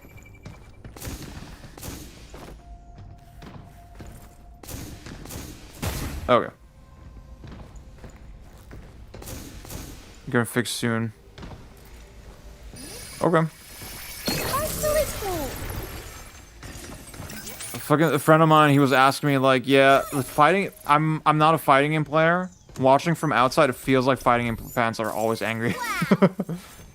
It feels like they're always waiting for like the game that will save them, and it's like sort of true. I do think we're in a good spot though overall. I think Strive is like such an easy game to recommend for sure. With SF6, I got kind of cold on it over time. I'm not gonna lie. I was really impressed with it when it came out, but now the longer I'm sitting on it, I'm like, yeah, I don't like fucking neutral skipping. I don't like that the entire game is meter management. I don't like that every normal is unsafe. I don't like that like spacing your normals doesn't fucking matter. Yeah, it's like they're always gonna be unsafe anyway.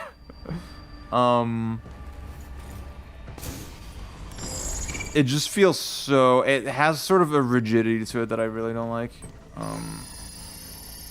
Can't forget you.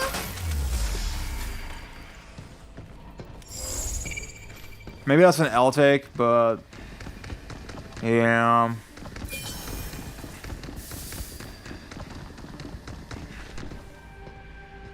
Yeah. Oh, Dylan, I'm sorry. I didn't read your earlier comment. I'm just remembered. I hit a point with fighting games where I'm either a basement king or I just run arcade mode. I like the combative aspect of running. I just can't. Yeah, I wish I could, but like it's. I mean, I was grinding melee for a good while, but also I feel like my improvement was so slow, and I feel like I've hit such a fucking wall, and it's really frustrating. It's such a John, but I need an auto controller because like. That shit is really holding me back, I feel like. I do want to go to my first local soon in Melee. There's one, like, end of this month. Like Luna element. Is Dolphin net play good? Might suggest the aiding Kamen Rider 3. Must have been working on something special. I think Dolphin net play is not. Actually, it's pretty game dependent. It's pretty game dependent. There's not like universal rollback, I think. Obviously Slippy is like the goat. I really love Strive because it helped me conceptualize certain characters fundamental like Eno and Chip. But once I took those back to plus R, it's literally impossible to. Yeah. That's the thing. I like when I first played Strive, I was like impressed with the fact that they like streamlined the mechanics in such a way that it really guides you toward just good behavior, you know?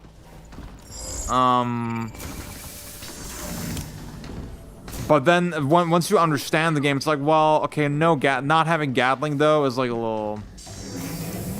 It feels a little restrictive, yeah. You think our regular? I was just like the other Street more and would rather dedicate. Yeah, exactly. I would rather just play Third Strike. Yeah. I think you can play like Air Riders with Slippy or something. Because it's the same engine as Melee. But yep. There it is. That's what we're here for. No, I was interested in like there's the fucking weird analog arcade stick that was like in development hell and like never really fully came out. There's another analog arcade stick that actually works, but you have to kind of build your like you can get the stick, but then you have to build the actual rest of it. And it's a little doing it so that it works ideally for Melee seems like kind of like a challenge. The controller, yeah, 5K is the way to go for Third Strike. The controller I was looking at is called the Padbox. Padbox GS, I think. Because it's just a regular controller, but it has like arcade buttons at the top. And there's one that's like specifically designed for Melee, for like that button layout. I think it's one of Edith's. Be careful. Okay. Take it out. Oh fuck. Grab the regulator. Oh fuck. Oh god. Okay.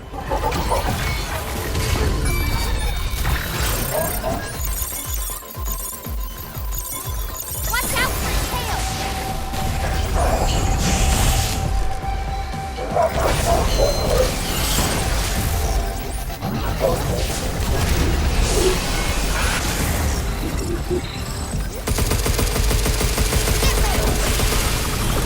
What the hell? What the hell? I think the cool thing with Gear is that they all play pretty radically different to one another, but then I also say Strive doesn't really teach you. Yeah, exactly. That's exactly it. I think X-Art matchmaking is also dead, right? It's a Discord fighter, probably.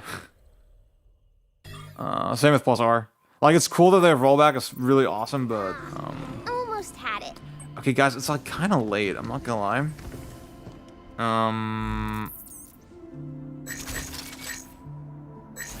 I feel like I need to like really I need to really lock in with this boss fight. I'm kind of fried.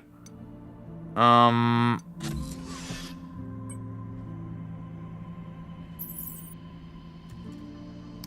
can show you. Yeah, let's move to the final part of the stream. Give me 1 second.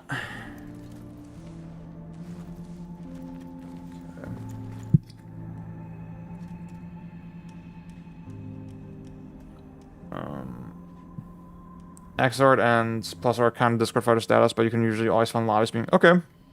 Yeah, lobbies is kind of seems like kind of the move.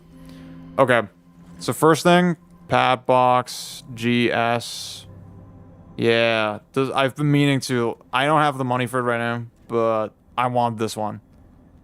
So this is again, if you think about it, the way you play Melee with this, obviously you use the stick to move, and then. I guess the way I would map it is like, this could be like jump, shield, B, or special. And then this cluster is regular attack. So neutral, up, right, left, down. Like C-stick. And this shit seems fire. This shit seems like exactly what I need. this obviously this is such a fucking John, like, oh, when I have this controller, I'll suddenly be good. But I think it is exactly what I want. I think I like the arcade stick idea a little more, like building my own analog arcade stick. With the arcade stick, I'm a little worried that the range is like just a little too much, and that dash dancing is gonna be harder. Because I remember Mark Electric Underground, he kind of talked about that. Y'all don't like it? Okay, Jen likes it. Fisher Press. The opinions are very mixed. Okay. I mean, it's just a box layout, you know? It's just, wait, this is, Ultra Arcade. See, I found this store, and they sell box controllers. I think, yeah. And they're based in Spain, so I could get this one, but, like, obviously like, digital movement and Melee does not make sense to me. Oh my fucking god. Like, it's just the same layout, but with a stick, you know? So clearly, for those who don't play Melee, if you don't play Melee, like, a lot of what you do is, especially if you play Spacey, like, you want to do down B, jump out of it, and then wave dash down, right, with the trigger. And just the fact that your thumb has to jump from the B to the Y button, it just doesn't make sense. And once you have something like this, where your thumb can just permanently rest on those buttons, or your fingers, I feel like that's it. That's the move. I'll show you the other thing I was looking at. Wait, it's called. So there's a arcade analog stick. You literally just can put this in an existing stick, and well, that's the thing, right? It's basically just a Sanwa that's analog, and you need to connect it to a board that has analog support. So you kind of have to build that yourself, because like if you just get a stock, if I use my Mayflash stick or something and put this in, this is not gonna work. Yeah? So like for this setup, I would have to like get the enclosure, right? I would have to tell them, okay, make me. You can actually do this here. You can like create your own. Tell them like, hey, I want this and that fucking layout. I think I could just. I would have to tell them, well, I need this kind of layout, but maybe the buttons a little closer together, and like I need a hole for a stick. And it's, like at that point, it's getting so fucking complicated. I do want to do this at some point. This would be like a dream project. But for now, I think this is good enough. Yeah. So fucking true. Well, I guess you would have to desk play it or lap play it, yeah. This one, yeah. Guys, trust me, when I get this shit, I will cook so hard. I will go fucking crazy. I can't imagine using. Yeah, see, I used I had a box controller for a little bit, and I could not get used to it. But I don't think it was the attack button layout. That's fine. I just can't get used to the digital movement part. Okay, guys. We've reached the final part of the stream, which is that let's see. I will go to the potential manpower ranking. So this is the list.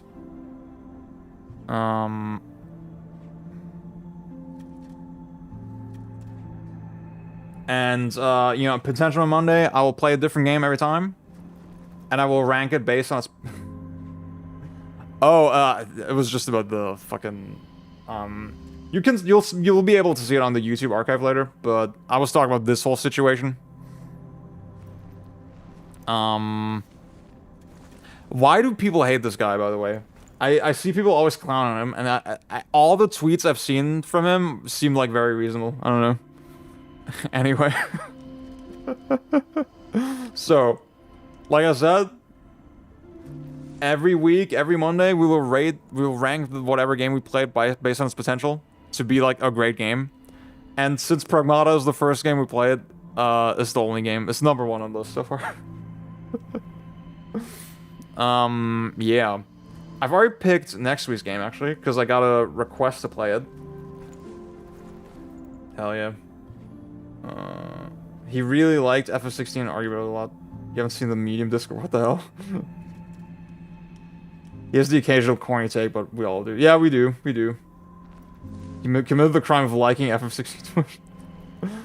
What's up, by the way, first time chatter?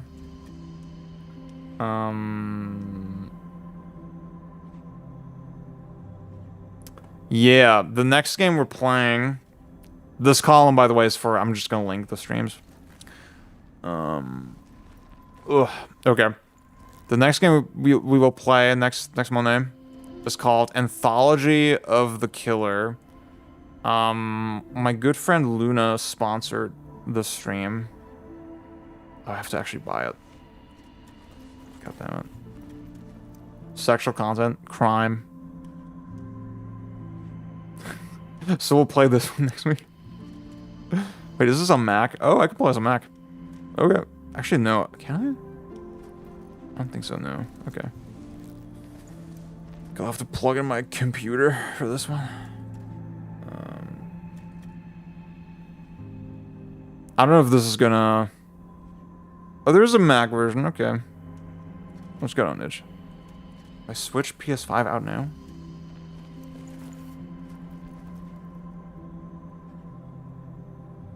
Okay, maybe I'll get this one. We'll see. But yeah, that's what we're doing. That's what we're doing. Dude, maybe I will straight up get another monitor. This setup has pissed me off. Okay, I hope you all enjoyed the stream. Hope you all enjoyed the return of Ziad.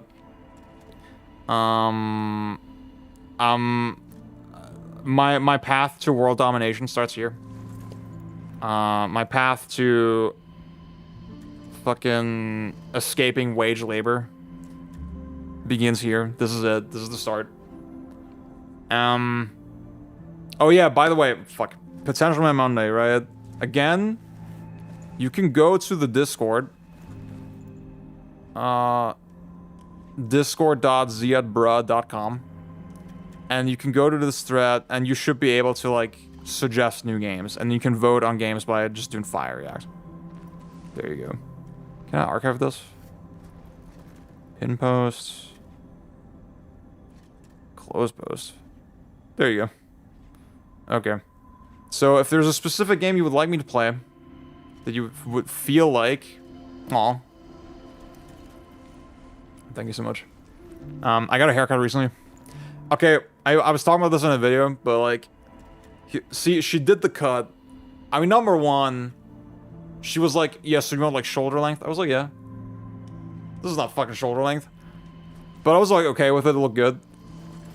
But she left the sides like very raw at first. And then I was like, yeah, maybe we should clean this up a little bit. And then she was like, bet. And she just chopped the thing clean off. So it looks a little weird like that. But once it grows in, I think it'll be awesome. It's at the point now where I'm not embarrassed to like... I was like, first week I was like pulling my hair down constantly like a curtain. Because I thought it looked so stupid. But now I'm like, I can do this and like not look like an alien. Well, maybe, fucking know.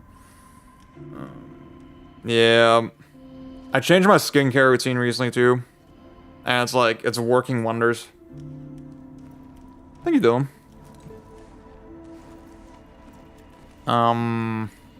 Oh yeah, I'll upload a new... I have, I think, 2 or 3 more backlog battles I'm sitting on.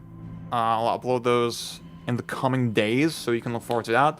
And we'll be back Wednesday, same time, to roast your favorite games. So you can post those 2 in the thread. Yeah, or in the freaking Discord, whatever.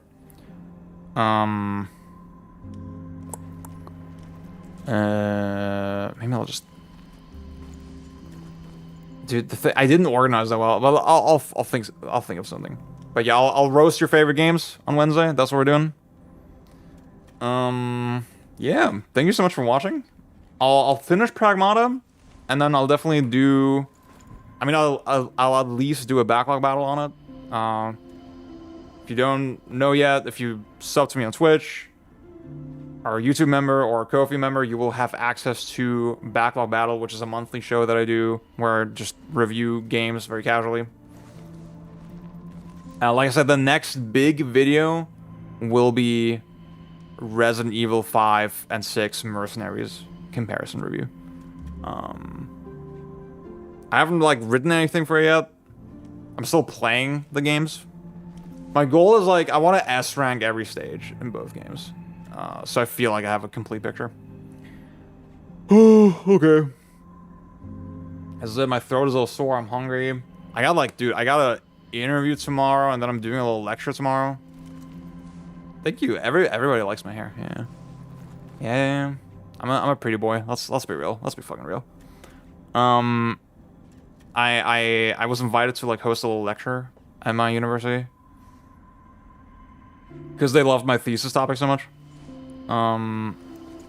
It's a little scary. I hope I don't disappoint. I don't feel like I practice enough, but we'll see. Okay. I'm heading out, and I hope to see you soon.